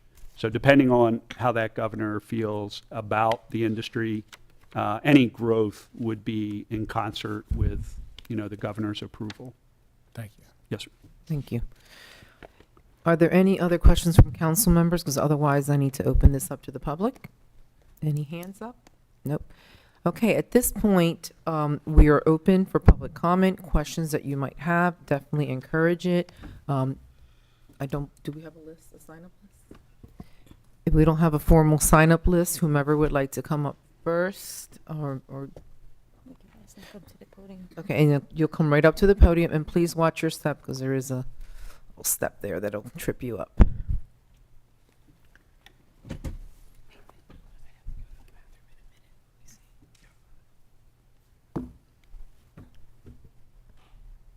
I think if you could just state your name. Sure, Scott Johnson, live at 2007 North Grand Avenue, and we own 1201 and 1313 North Thank you. Market. Colonel Coop, thanks for coming tonight. Just two thoughts and questions, I guess. There's talk of a 100-foot buffer or a 30-foot buffer in the city. So if those are enacted and they're from schools and from residential, if there is a daycare center that would fall outside that buffer and in a zone that's not protected, say in a C4 office zone, would you have any jurisdiction over reviewing that case where someone wanted to put a center next to a daycare center that wasn't covered by the city's ordinance? So daycare centers are not in the code for me to address. Okay. Meaning, like in the code, it does specifically say a church, a school, a college, or a treatment center. What I will say, one thing we didn't talk about, is similar to a liquor license, and the code is not clear on this just because it was copied from the Alcohol Beverage Control Commissioner section of the code, but the public, the community, if a location is being proposed for one of our establishments, no matter what category, there is a requirement that they're going to have to post a notice on that location. And while that notice is posted, if the public wishes to raise concerns, they can circulate a petition. And if there's a specific number on that petition, that triggers to where I need to review it. So in your scenario, even though it's not a required review on our part, but if there was a location proposed, and let's say the folks that live in the area, that's part of the requirement for the petition, if they live in that area and they have a specific concern about that location, we'll say related to your daycare example. So if they submitted that, then the commissioner would have a responsibility to look at that. It's not necessarily a yes or a no, but it's where the commissioner has to weigh the interest of the community, public safety, and the interest of the business. So it would fall on my office to make a decision. So does the petition or notification come typically, like in the city here, if there's a zoning issue or something, as an owner next door or whatever, we would get notice of that? Would that be the same process that you all would do? So the center would become aware of it through a notice from you? I'm sorry, didn't mean to cut you off. Yeah. Right now, the way it is envisioned is that they will post it. So I think you've seen, or we've all seen, I know you have, based on your background, sir, where there's a location and a sign has to go up. And it's basically making the community aware of what the establishment is proposing to open as a licensee. We're obviously, if we put it at our website, which we will, not everybody goes to our website to see who's opening up next, right? And newspapers aren't utilized as much as they used to be. So we're in this place now where, sometimes the best way to be fair is that the business has to put that sign out there, because that should be, people that are in the area should notice that sign if it's up for 30 days. And if they have a concern, would raise it. Okay. And then my second question would be, can not city council, but the administration, could they basically say no to retail and allow cultivation, manufacturing, and the testing where most of the jobs are? Yes. Under 1351 in Title IV, the local control, they can, as was discussed here tonight, the town or municipality or city can ban all of the industry, or they can limit the pieces of the industry, or they could select and say no retail, but we'll allow cultivation, manufacturing, and a testing lab, based on your normal zoning. So yes, you can, the city is empowered to break those up, to sparse it. Great. Thank you very much. Yes, sir. Thank you. Thank you, Mr. Johnson. Next, we have Ms. Sakia Minka. No? Okay. Okay, thank you. We have Stephen Padavani. Stephen Padavani here. Okay, there you go. Just come up to the front and just be careful with the stepping up. I'm also on the list. Oh, what is your name? Beth Moore.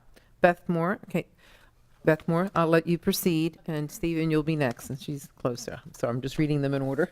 Sorry, Miss Beth. You may proceed. Hi, my name's Beth Moore. I live in the 40 acres, and Commissioner Coop, thank you very much for coming to speak with us. I came with a lot of questions. You've answered many of them. Very much appreciate that. During yesterday's Planning Commission meeting, which I attended, one of the speakers mentioned that employees of these establishments can no longer qualify for federal loans due to the federal illegality of this industry. Can you speak to that? On a limited level, I can. I'm not sure if that reference is to if someone is employed in this industry, whether they're going to be able to go to the bank and get a loan to purchase a house. Is that how far it was talked about, or are you talking about just Yes, the industry that's itself? my understanding. that And I assume general federal loans as well. that I cannot. The student loans, oh, or I'm sorry, I didn't mean to cut you off. I didn't mean to cut you off as well. I cannot speak on that. What I would point out is that the federal government does accept taxes. So these employees are paying federal taxes. Right. These businesses are paying federal taxes. Matter of fact, they fall under a different tax code. It's called the 280E, which is specifically for businesses that are selling a Schedule 1 or Schedule 2 controlled substance on the CSA. So they're selling an illegal substance. So the federal government acknowledges that, Right. and that they tax them at a higher rate under 280E. They can't make normal business deductions. I had heard, some folks, I heard once a story about someone when they first started in the industry that was a challenge, but that was the bank, I guess, considering whether or not that employee. Many banks do. Yeah. So- will not extend a loan. I am So that aware of is, that. but for the industry itself, yes, that's also true, where some of the banks will not loan. So there's, from a conference I was at, I was told there's about 200 or 250 banks that engage the industry. I'm not talking about home loans, but they engage the industry for banking services, because this is right now still predominantly an all-cash industry. So there are certain protocols that they have to go through so that their funds can be deposited eventually into a bank, and that they can draw on it and pay their bills with, credit cards. Right, but that would be an owner of one of these Yeah. establishments. But as I can't, opposed to an so yeah, employee. back to your initial question, I cannot speak to whether they're employees. I mean, I will say that, there's a lot of folks working in this industry. I've been out and visited all these sites, and none of those folks have said to me, commissioners, or anything you can do to help us, we're having this issue. I have not, not been approached by anyone. Okay, well, this is something that we heard of yesterday, and I guess it's a concern for me because we speak a lot about opportunity for our, especially our underprivileged people who live here, and we don't want to set somebody up for failure. Say, here's a job, but however you will not be able to, have a productive life. You won't be able to purchase a home. You won't be able to get a loan. And that is a concern. So that is something that I would like to learn more about and hear more about. But thank you very much for coming to speak to us and for answering many of our questions. Thank you, Ms. Thank Moore. you. Mr. Padavani?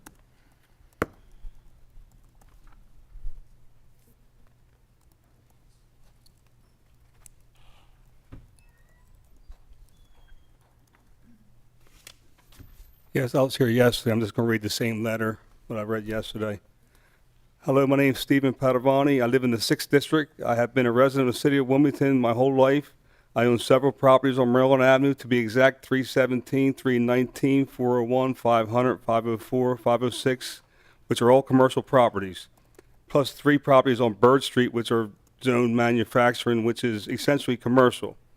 I live above one of my properties and have raised my family there. I'm appearing before you today to support the resolution to allow the 100-foot buffer zone between marijuana retail, cultivation, manufacturing facilities. One of my properties is under the 100-foot rule, not the 300-foot rule. This legislation did create legalized marijuana, and sale and manufacture includes provisions for social equity, which allows people who live in the area that have been disproportionately impacted by marijuana arrests or their family members for marijuana. I have applied for a social equity marijuana license, which I am waiting for the results of the lottery, which is tomorrow. I am probably the only person in the entire state who lives in a social equity area and owns the property that I live in, the commercial property. Legislation is trying to right the wrong. Over the years, when people were arrested and jailed for marijuana, the ability to apply for a license. The individuals who have applied want to come full circle instead of being penalized for possession of marijuana. They want to benefit from being an entrepreneur for the sale of it. I live in an area that has been designated for social equity zone. The legislation was created to have retail stores in social equity zones, which the 300-foot buffer zone essentially kills that legislation for social equity. Personally, marijuana is a commodity to be sold just like alcohol, cigarettes, vape, and other products that are somewhat harmful to individuals when used in excess. Putting restrictive measures on where it can be sold I think is unfair, very unfair. My property on Maryland Avenue is surrounded by commercial, manufacturing. I've been down here for 38 years, and it seems like nobody cares about this area. Next to 95, getting off Maryland Avenue. You can go by it all the time. I've been hoping all along someday something's going to change for me and my family. I've put a lot of hard work and energy in this area. Here I go again. I've been hoping and praying that someday it will change, and now that the company's asking to rent, there's a lot of companies asking me to rent my building, or if I possibly win the lottery, you never know. 10 seconds. In closing, I'm asking the commission to support the 100-foot perimeter, which will still prohibit 80% of the population of Wilmington having one of these facilities. Thank you. Thank you, Mr. Padavani. And then we have Mr. Kendall Missette. Or Miss, I'm sorry, Kendall Missette. Okay. Sir, did you put your name? Okay. All right.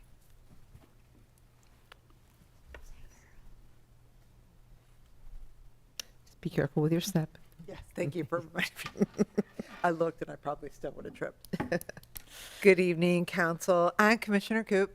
I want to start with, I was the one that said, because my family member was told that because she worked in a marijuana facility in a different state, that she and her husband did not qualify for an FHA first-time homeowner.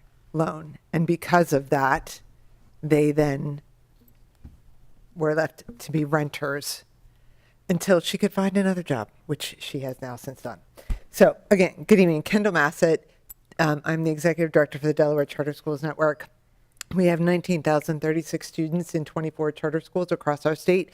Approximately 4,000 students go to 7 charter schools here in the city of Wilmington. I'm here to ask this body, well, first off, I want to thank the council for hearing the community last night. That was, not everybody does that, so I appreciate that. Thank you.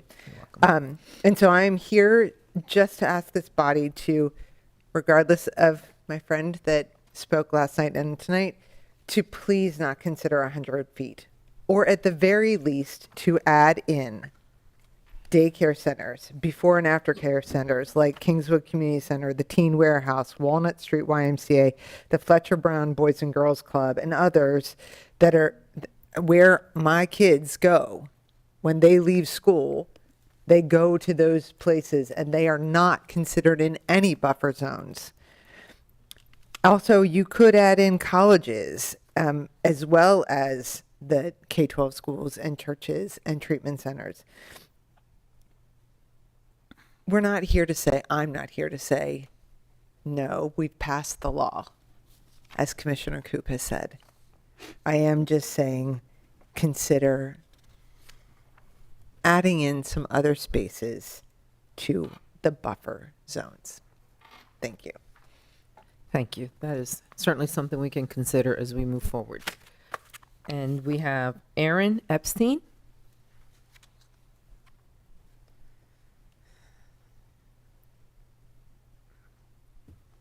Hi, good evening. Good evening. My name is Aaron Epstein. I'm a recovering attorney, I like to call it. I currently serve as Chief Operating Officer of Cantech Research, doing business as Best Buds in the state of Delaware. We currently have 2 operating medical marijuana dispensaries, one in Dover, one in Georgetown. Personally, it's been an honor to serve alongside Commissioner Koop at some of the social equity conferences, and in the future to serve as an adjunct professor at Delaware Technical Community College as part of their efforts to get people prepared. Point of clarity, Commissioner, because my whole purpose for being here today is to hopefully get our site that's in Wilmington City that received a conversion license grandfathered in. And I know it wasn't listed in your presentation. Can we confirm that, because it's been the year of a culmination of work, that Cantech Research did go through the OMM approval process and then the subsequent conversion license process for 1404 North DuPont Street, which is located within the city limits? What was that address? 1404 North DuPont Street. Okay, I'll have to follow up for you, Aaron. Okay. Thank you. And just beyond that, is there any way you can speak to the importance of the medical marijuana operators and the expertise that they can provide to a community, and also what other, and I know that you've answered this question in some other context, but do you have any others, do you have any examples of how other communities, which are almost all of them, I believe, are handling the conversion of previously zoned and approved medical locations into retail locations? Sure. If I can trade you one question while you're there, if you can, is there anything you can say to address the concern about a personal loan for your employees who are applying for, a home loan or a car loan? I have never heard in my 10 years in this business, I've never heard of a person being denied a federal loan for working in a cannabis business. Okay, thank you. And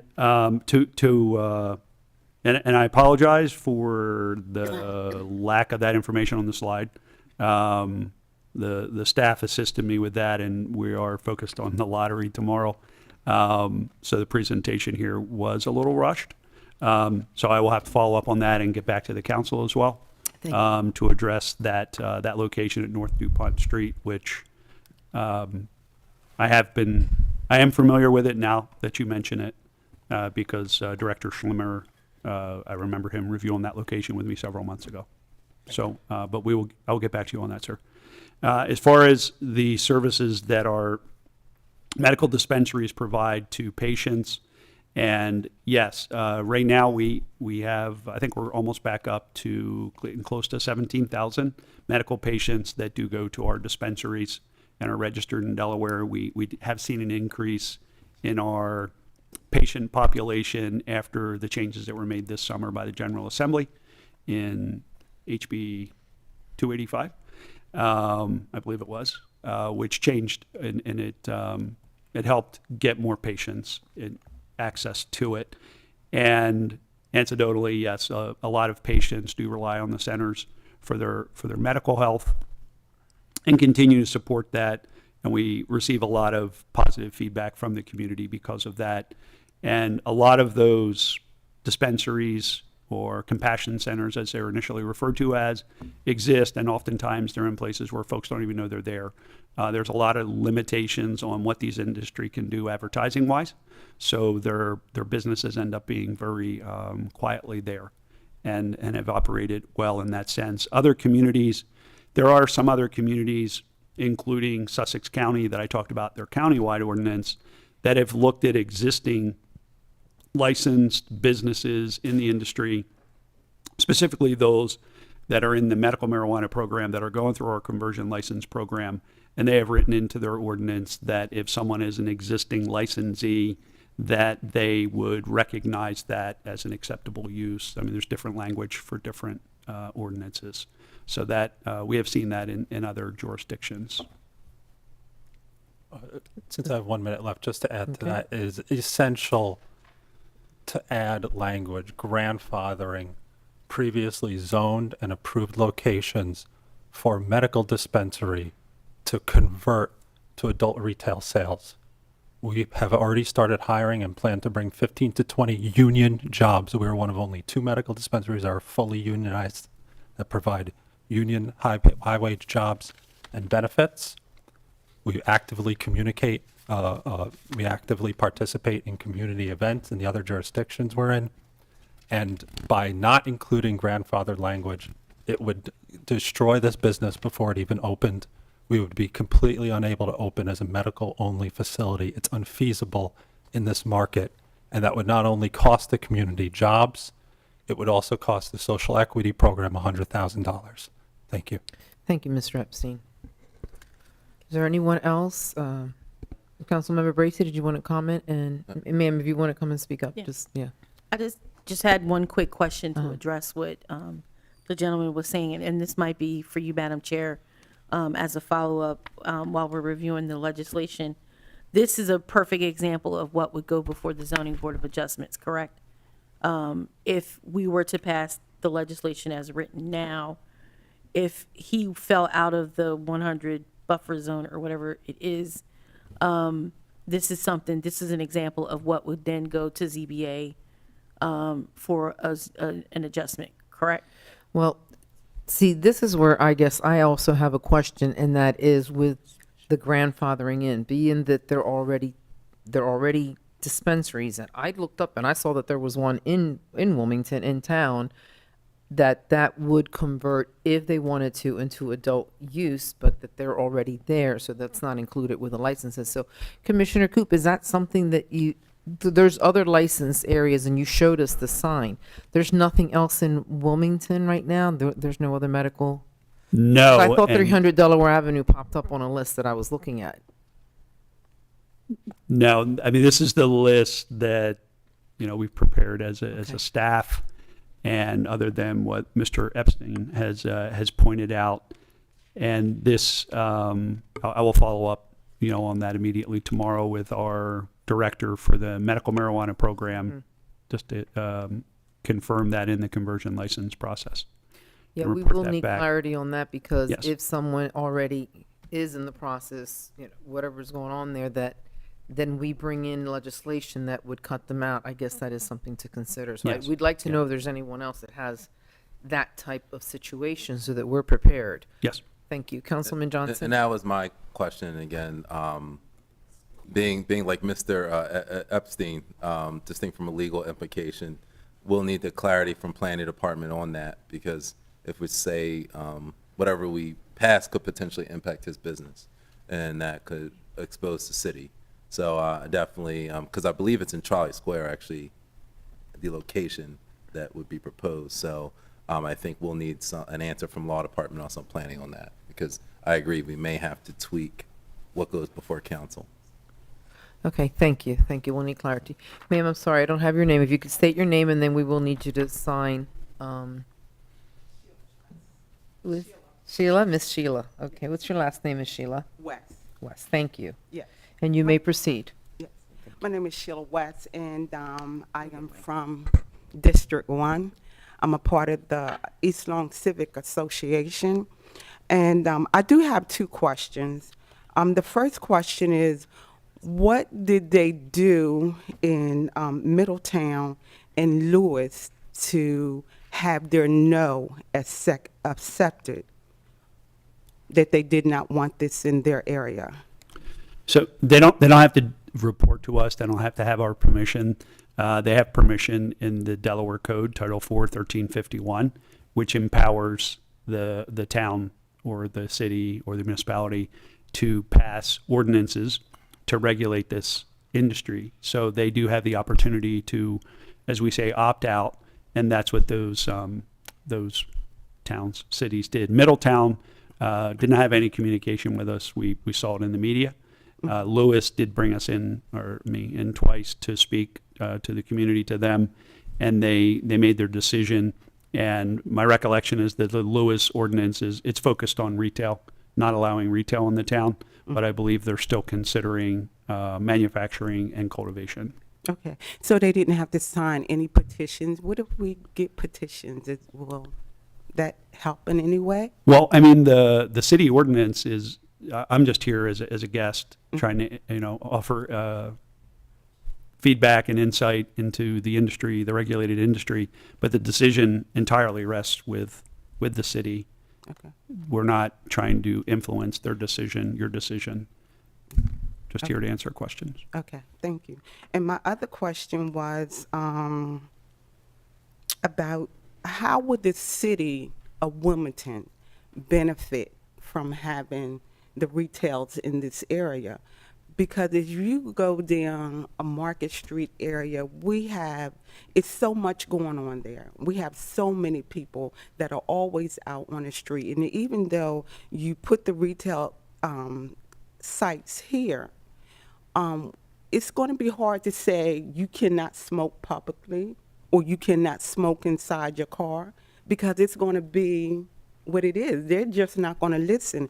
And how are we going to have the police securing all this, everything that's going to be happening at this time? We already have enough activity in this city.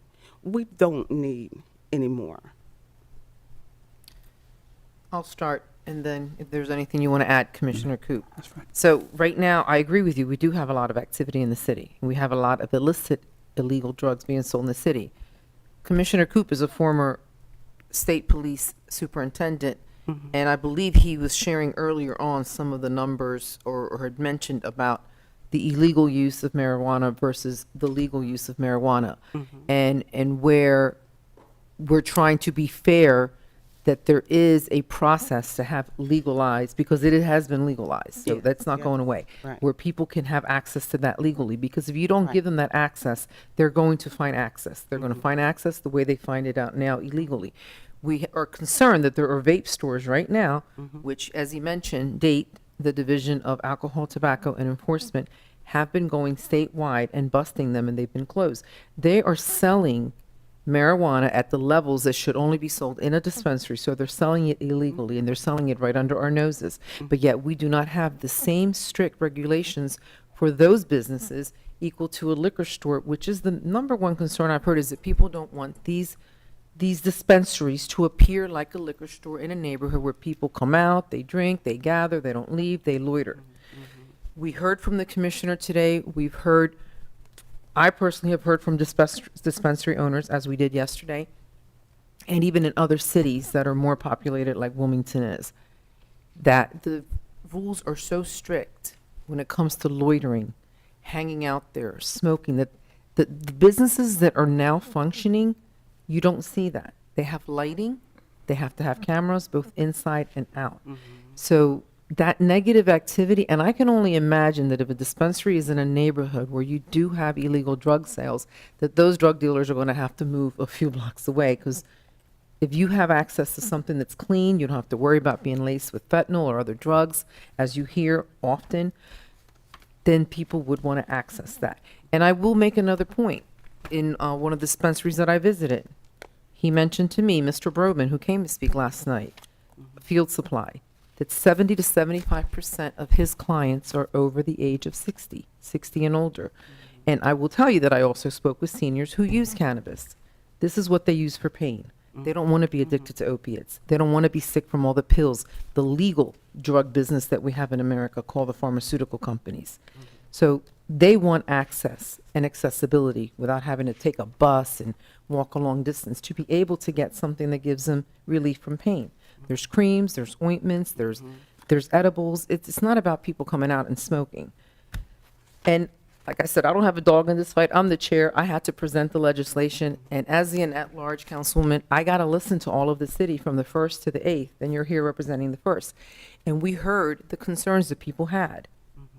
That's why there was a compromise, so that now anyone who's in that commercial zone, that within 100 feet, those people sit still in commercial zone 2 and C2A, they still have to go before the zoning board before they can get a license. So if you come together as a community and you say, we don't want this establishment that qualifies within the 300 feet buffer, the 100 feet buffer to be a dispensary, you have that option to have your voices heard, and the zoning board can not approve that license.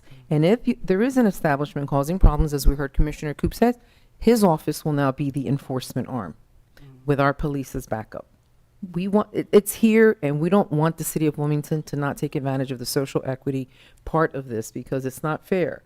And then the only zones that will be available will be the riverfront and downtown, and you have the chances of franchises coming in and opening there, which takes that opportunity for one of our own to have that social equity for the losses that our communities face because of people being arrested for marijuana.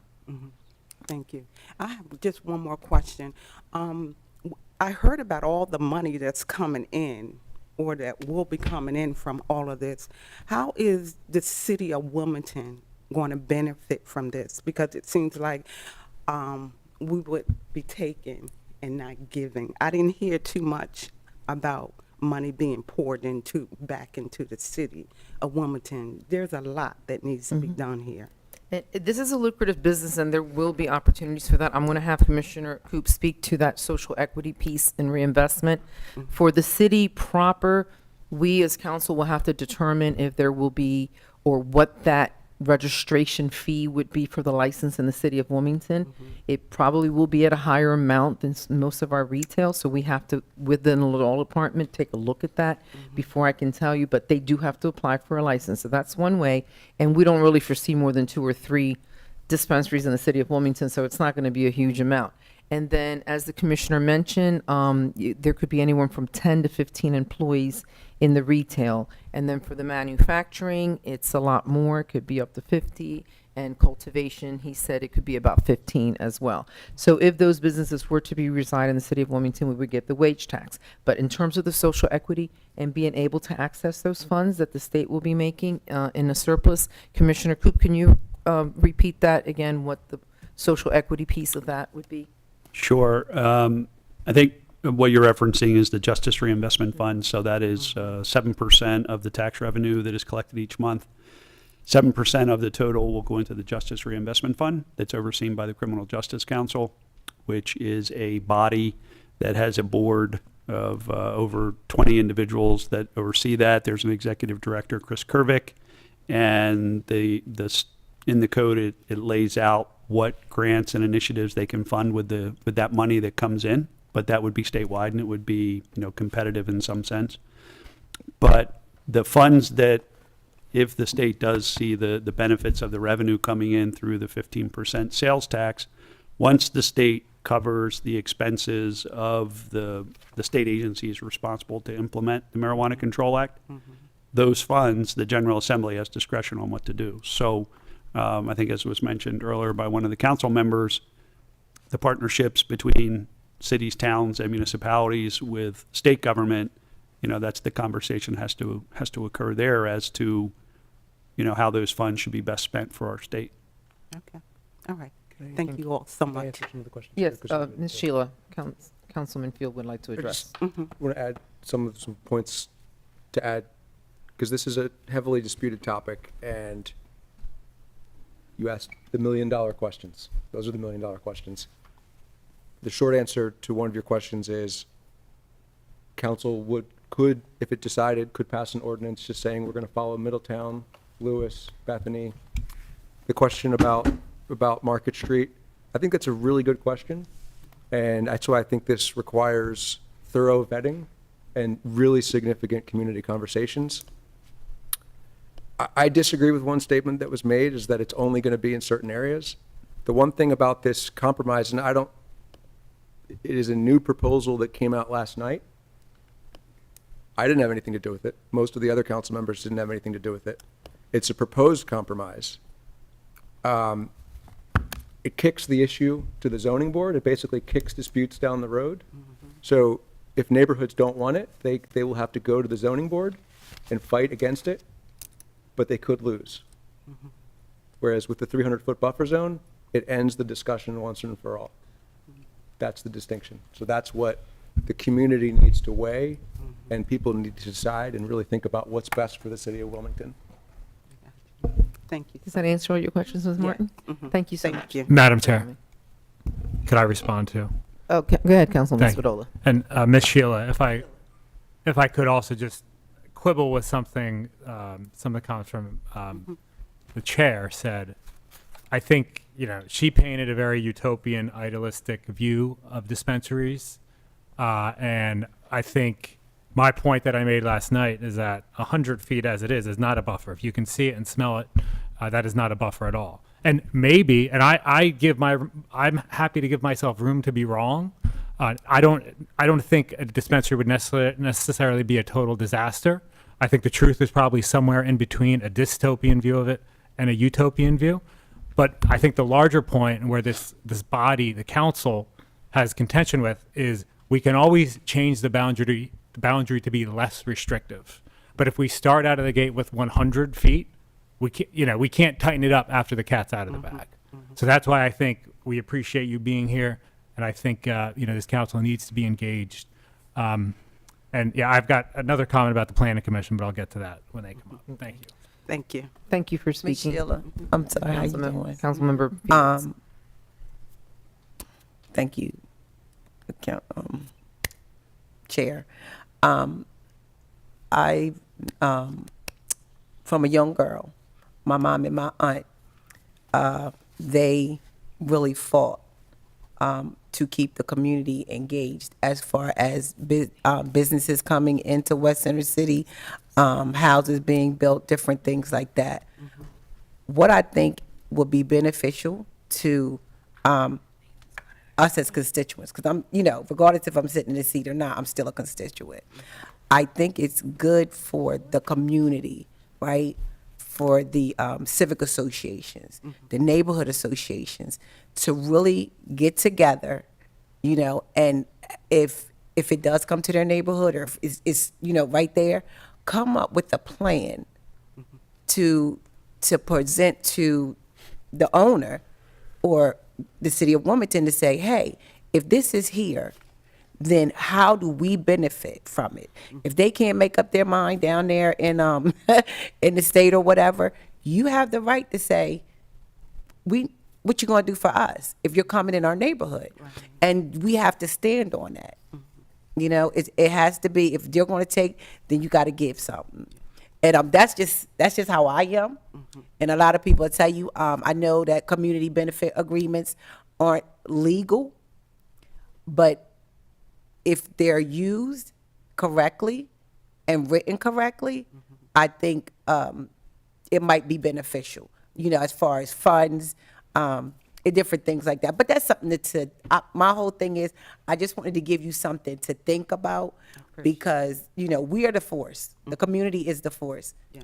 And they want to come in our communities. So with that being said, you have a right to say, come meet with me. Because I got to come to the zoning board for you to even get the approval. You see what I mean? Yes. So I just wanted to give you that, and I wish you well. Thank you for coming. Thank you. Thank you all. Thank you. And our next speaker is Scott Johnson.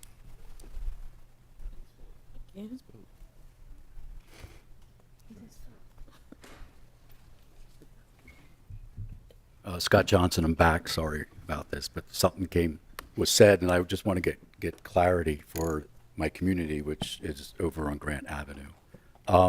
So the discussion, I respect Mr. Epstein's position. However, I want to understand that what Mr. Epstein is asking is his shop that's in the Charlie Square area, if it's grandfathered in, he can go ahead and open recreational marijuana without having to apply for any of these discussions we're having now around buffers and things like that. Is that for me? I guess. Okay. I don't know who else would be on it. So the process that is ongoing with the medical marijuana program is that they submitted applications for their existing locations and requested permission from the commissioner's office to proceed with a conversion license, so those applications were evaluated and they're allowed to proceed. So what that means is that they have to pay the state for retail, it's $100,000 to continue with that license. It doesn't mean that they have automatic authority to operate in the adult use world. What it means is that they have to still comply with whatever that local jurisdiction's rules and regulations are, to the point that if a local jurisdiction changed, let's say, a different town, not Wilmington, but let's say a different town said, we're not going to allow any marijuana retail to be in our town, then that would be up to that business owner to challenge the city if they chose, or we have the discretion to allow them to move that license to another location that is acceptable, suitable. I don't know what the status is, as I said before you, of that medical marijuana dispensary license that Mr. Epstein is referencing, other than, as he brought it up, I do have an awareness of a conversation with the member of my staff that oversees that side of the business. But I have to get clarity for Mr. Epstein, because I don't have it with me, as to the status of that conversion license. Although if he says that he received confirmation from my office that it's been approved, that means we approved it, but he still has to comply with anything that the city does or doesn't do. Well, does he have to agree or comply with the rules that are being looked to be set now, or is he grandfathered in prior to those rules being set? So I don't get to determine the grandfather piece. So that's a legal discussion. Does the city do that? That would be between city government. Okay. That sets that ordinance and makes that decision, and the business owner. So that would be a legal discussion between them. But I have seen ordinances that specifically write that in, that they recognize a business that's already operating in the industry, and if they were to convert, that it's considered, I think the Sussex County uses language as a acceptable use, something like that, exception or something. But it's medical, and then now we're adding the recreational. Yeah, to it. and just for clarity, even the conversion license is for retail, so they're currently serving our medical patients. And I don't know if Mr. Epstein is open today serving medical patients. I don't know where he's at as far as the business itself. I mean, there's different stages as a business goes through, right, with licensing and operations. But they are not, just because we issue the conversion license to move forward, they're not allowed to do adult use sales yet. So in the code, responsibility and authority, discretion is granted to the commissioner that the conversion license retail sites are not allowed to begin adult use sales until we give them notice. We have to give them 60 days notice. And that is targeted to be April of 2025 if we can have some of our new retailers operational by then. Okay. Because, just a comment, the community I'm in has no idea that the medical marijuana store in Trolley Square might be grandfathered into getting recreational and being able to sell it without the guidelines that you're proposing. So that community, I can tell you, because I have conversations with those folks, some of those homeowners associations, and they're very, they have opinions. They have no idea that a store in Trolley Square might get grandfathered with adult sales of marijuana. Have no idea. And if you want to fill this room up, you put that out tomorrow, this room will have every seat filled in it, I can tell you, because no one knows that. I don't know that. I've never heard of this at all, and I'm the district representative for Trolley Square, so it would be good to get more information about this. Certainly. Thank you. Ms. Zakia? You may come.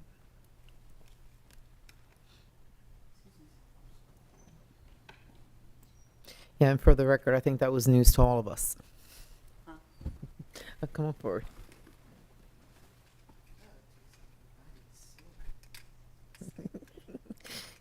Yes, Well, that public comment. Yeah, my name is Zakia Minka. I'm president of East Lawn Civic Association. I just want to make sure I'm clear. That's all. It seems like, according to Mr. Commissioner Coop's presentation, the procedure is that they go through the process of getting the license, and when they get to a certain step, what they get that before the final step. The conditional license. Yeah, that Yes, conditional license. Then it's their responsibility to go and find a place. Is that Yes. correct? Yes. Yeah. So I'm wondering why the city targeted different neighborhoods if it's the responsibility of the person who is licensed to go find a place. Because it seems to me like if it's their responsibility to go find a place, and you guys pass this 100 feet buffer, then it's their responsibility to go find a place that fits that 100 feet buffer. And then from that point, it seems like if they post a sign or something saying that this is where they want to do it, then the community can come in and either, only if it's opposition. That's the only reason they're gonna come up if it's the opposition. Then they have the opportunity to come in and oppose it. That makes sense to me. Each municipality, if I could answer that, each municipality has to come up with their own restrictions, or they can come up with none. Right. The way that it is written right now, it would be up to the commissioner to decide whether a license would be granted as long as it's not within the vicinity. It doesn't specify how many feet of a church, a school, college, or substance abuse facility, which means that a facility could go into a residential area in the city of Wilmington. What the city council do, or not the city council, the zoning board, is they said that, no, we don't want that. We want to keep it in a certain area, which would be commercial, where businesses already exist, which is more conducive for this type of a business to be in a business area, not in a neighborhood, just because this says it doesn't have to be within, doesn't exclude them from a residential area. So we're codifying and stating these are the only areas where we're going to permit this. It has to be commercial zone, the C2, C2A, the C3, C4, C5, the Ws, which are the waterfront, and then the manufacturing. And by that, we're literally choosing to limit it. And then they went further. What was recommended was the 100-foot buffer. Then it got voted into a 300-foot buffer, which eliminated most of the social equity zones and only kept it in downtown and the riverfront. By opening it back up to a 100-foot buffer, it allows a few more areas in. But now the compromise was that, one, they would have to go before the zoning board to get permission to get that license. They cannot get it. They can't be there just as a matter of right. So now there's an additional process, and that's where the community can be engaged. And Councilman Field was correct to say that it could be opposed or it could be approved. But that really depends on the community and the opposition and the reasons why. Second, it was also determined that instead of them being within 1,200 feet distance, which is what the state, it would be 2,600 feet, which now means that these dispensaries would have to be within half a mile of each other. So you are not going to see a neighborhood peppered with all these dispensaries in close proximity. At least right now, the way that the law is written, I don't know what might happen down the line as this becomes more common, but that is what the state presented and what we're presenting. We're making it further away so that you have less of them in a small space, but still giving the communities that want to have a dispensary in that social equity zone the option of doing that, and those that don't want it to be opposed to it. But that's the compromise of the people that are the yeses and the people that are the no, meeting people in the middle. It seemed like you had you have the 100-foot buffer. You have, it has to be in a commercial zone, the C2 or C2A. To me, that's all you need. And then it's the responsibility of that person who has the license to go find a spot. They may not even want to come over to East 35th Street and East 36th Street. But because you guys said that kind of set off a light bulb for East Lawn Civic Association. You know what I'm saying? I understand what you're saying, but we're not sending them there. They have to be we're saying it has to be in a commercial zone. That's how we can regulate it to keep it out of a residential zone. Right, okay. That's what we're trying to do, to keep it out of our residential zone. So why y'all mention East 35th Street and East 36th? Because I think that little strip of where you guys are is a commercial zone. There are people who live like downtown. People live downtown. There's condos downtown, but it is that is a commercial zone. It is not a residential zone. So you got that little piece of sliver that's in a commercial zone. That's what happened.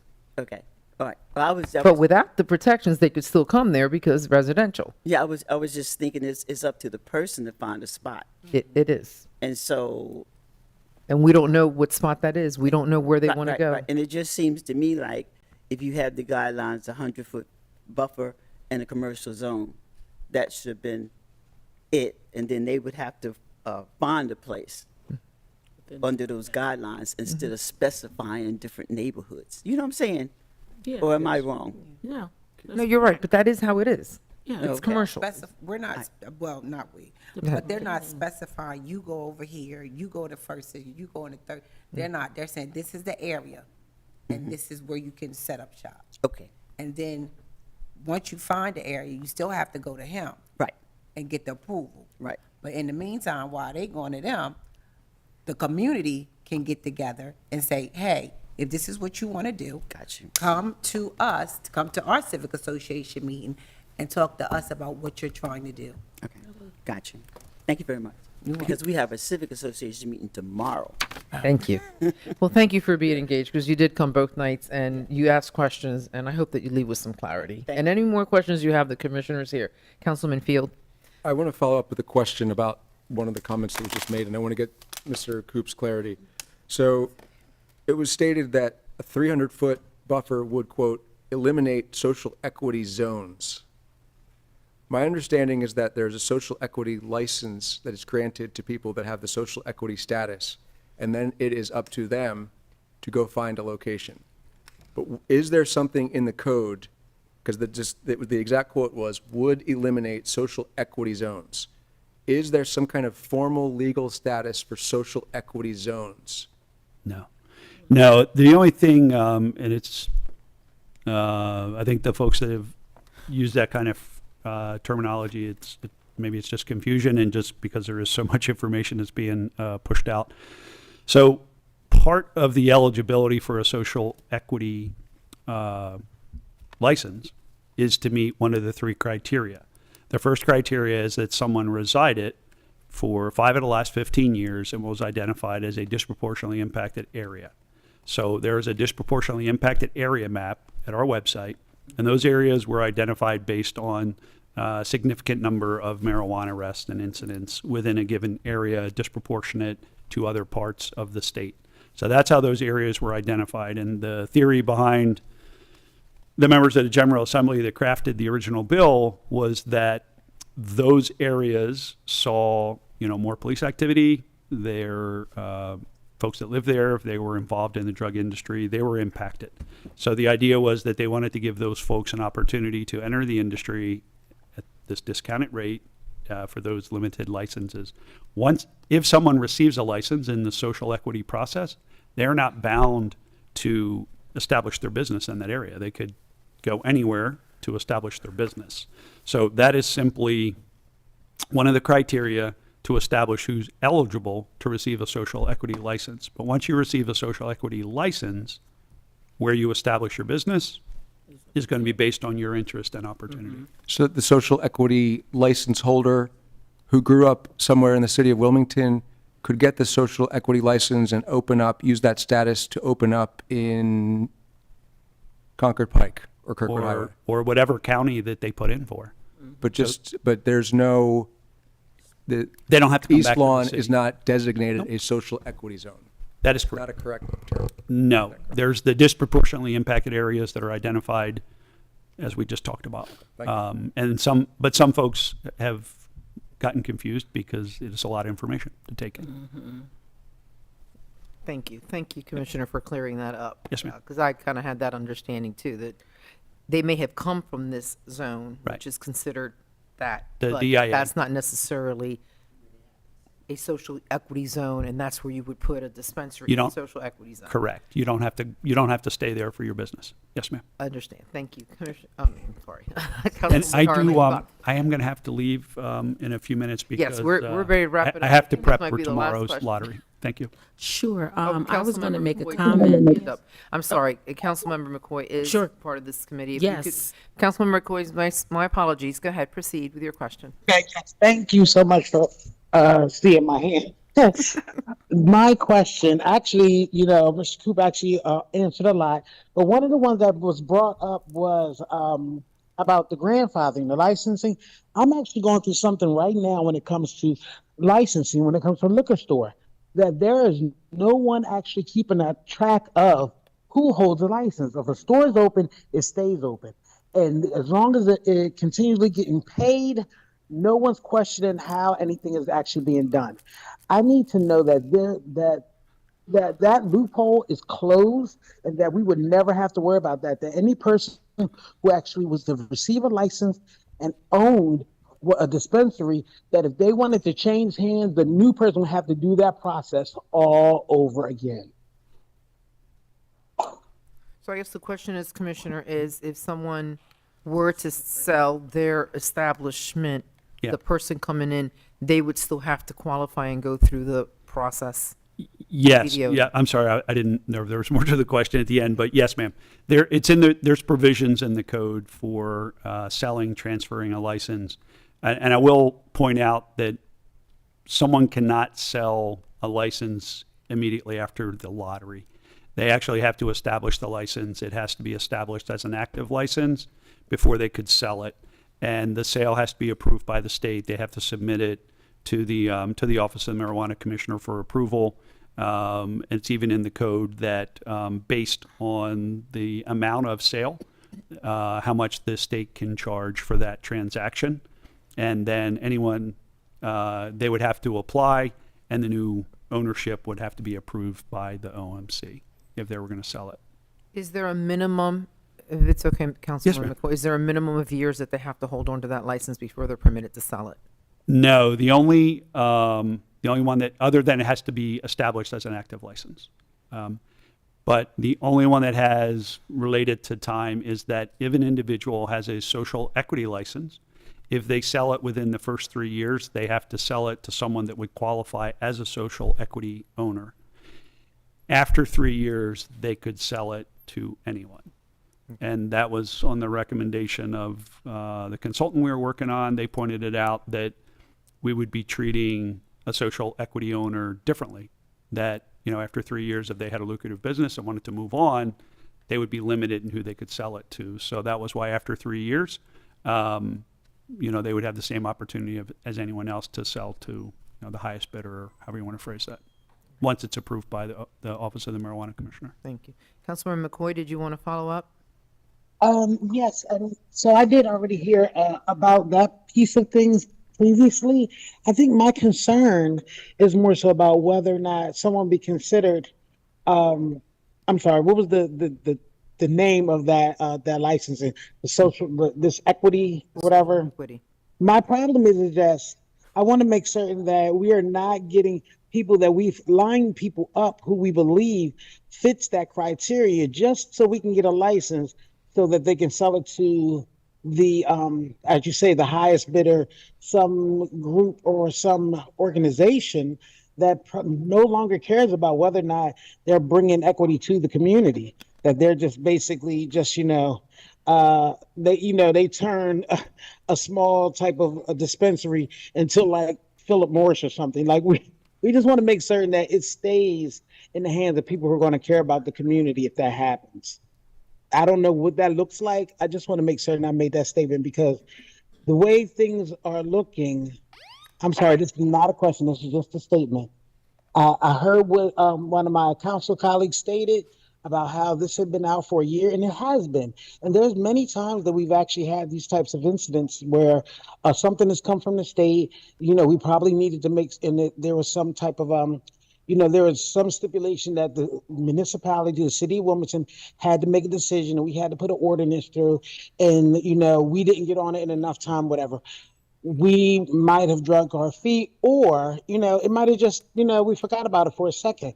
But the thing is that our law department is already working on these things, and to still get this information at such a late date that we're unable to do town halls, that we're unable to put people together. To me, I feel I am being strategized by the administration because 13 personalities is a lot. And if you want to ensure a better outcome, give it to them at the last minute. So that is my statement, and I'm just going to go ahead and get off the line now. But I just wanted to make certain that I made it clear that I do believe that Councilman Oliver had a good point that we need to make certain that we're reading everything. I know that we're only part-time and we all got full-time jobs previously, but we gotta really buckle down because we can't keep letting stuff like this slide. That's all I have. Thank you. Thank you, Councilmember McCoy. There are no other hands up? My Council hand. members? Councilman Harley, and then this is I believe the last question. Okay. I'm not going to be long. I just wanted to say to the commissioner that my interpretation of grandfather was that if you had a medical dispensary and you wanted to convert it over to retail, that was my interpretation of the grandfathering that I heard tonight. Is that correct? As it No, related, I think, I'm sorry, ma'am. I think that's half of it. So it's up to the city to decide. And one thing that when Councilwoman McCoy was speaking came to mind, because I've heard a lot of concern tonight about timing and how much time do you have to decide and are you ready to decide? And I believe it's the city of Dover, issued a moratorium on the retail establishments to buy themselves more time. I mean, that's something, you need to explore with your city solicitor to see what options you have to continue to have this dialogue. But the conversation that Mr. Epstein brought up is that an active medical marijuana dispensary, so they've already been licensed under the Office of the Medical Marijuana, which was under the Division of Public Health. It was established starting in 2011. The first dispensary opened in 2015. The rollout was much different. The management of the medical marijuana program was much different. It was a much smaller operation, and how it grew at a much slower pace. So those entities, through HB 408, have been given an opportunity, a pathway to come into the adult use industry where they will be, still sell to patients, but they'll be allowed to sell to the adult use market instead of going through the competitive lottery process where they may lose and their business would not be able to continue. The state followed what other states have done and created this conversion license process.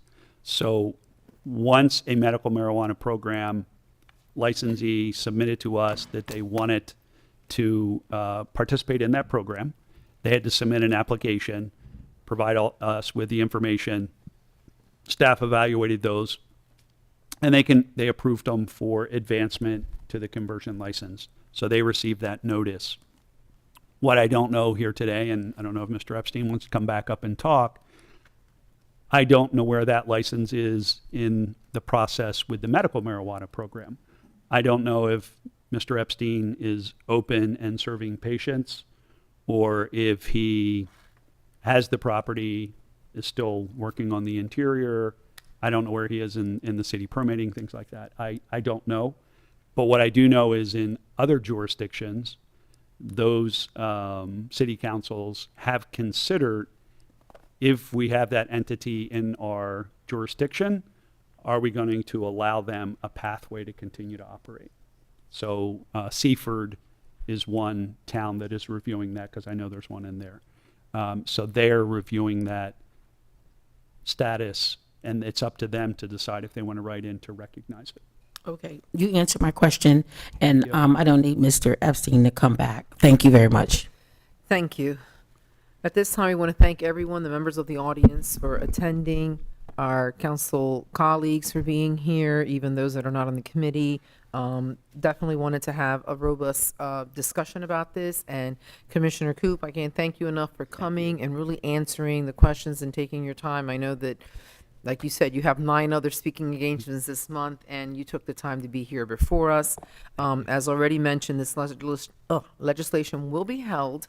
We want to have further discussion with the community, with our council members among ourselves, and establish a path forward that is fair and just for all.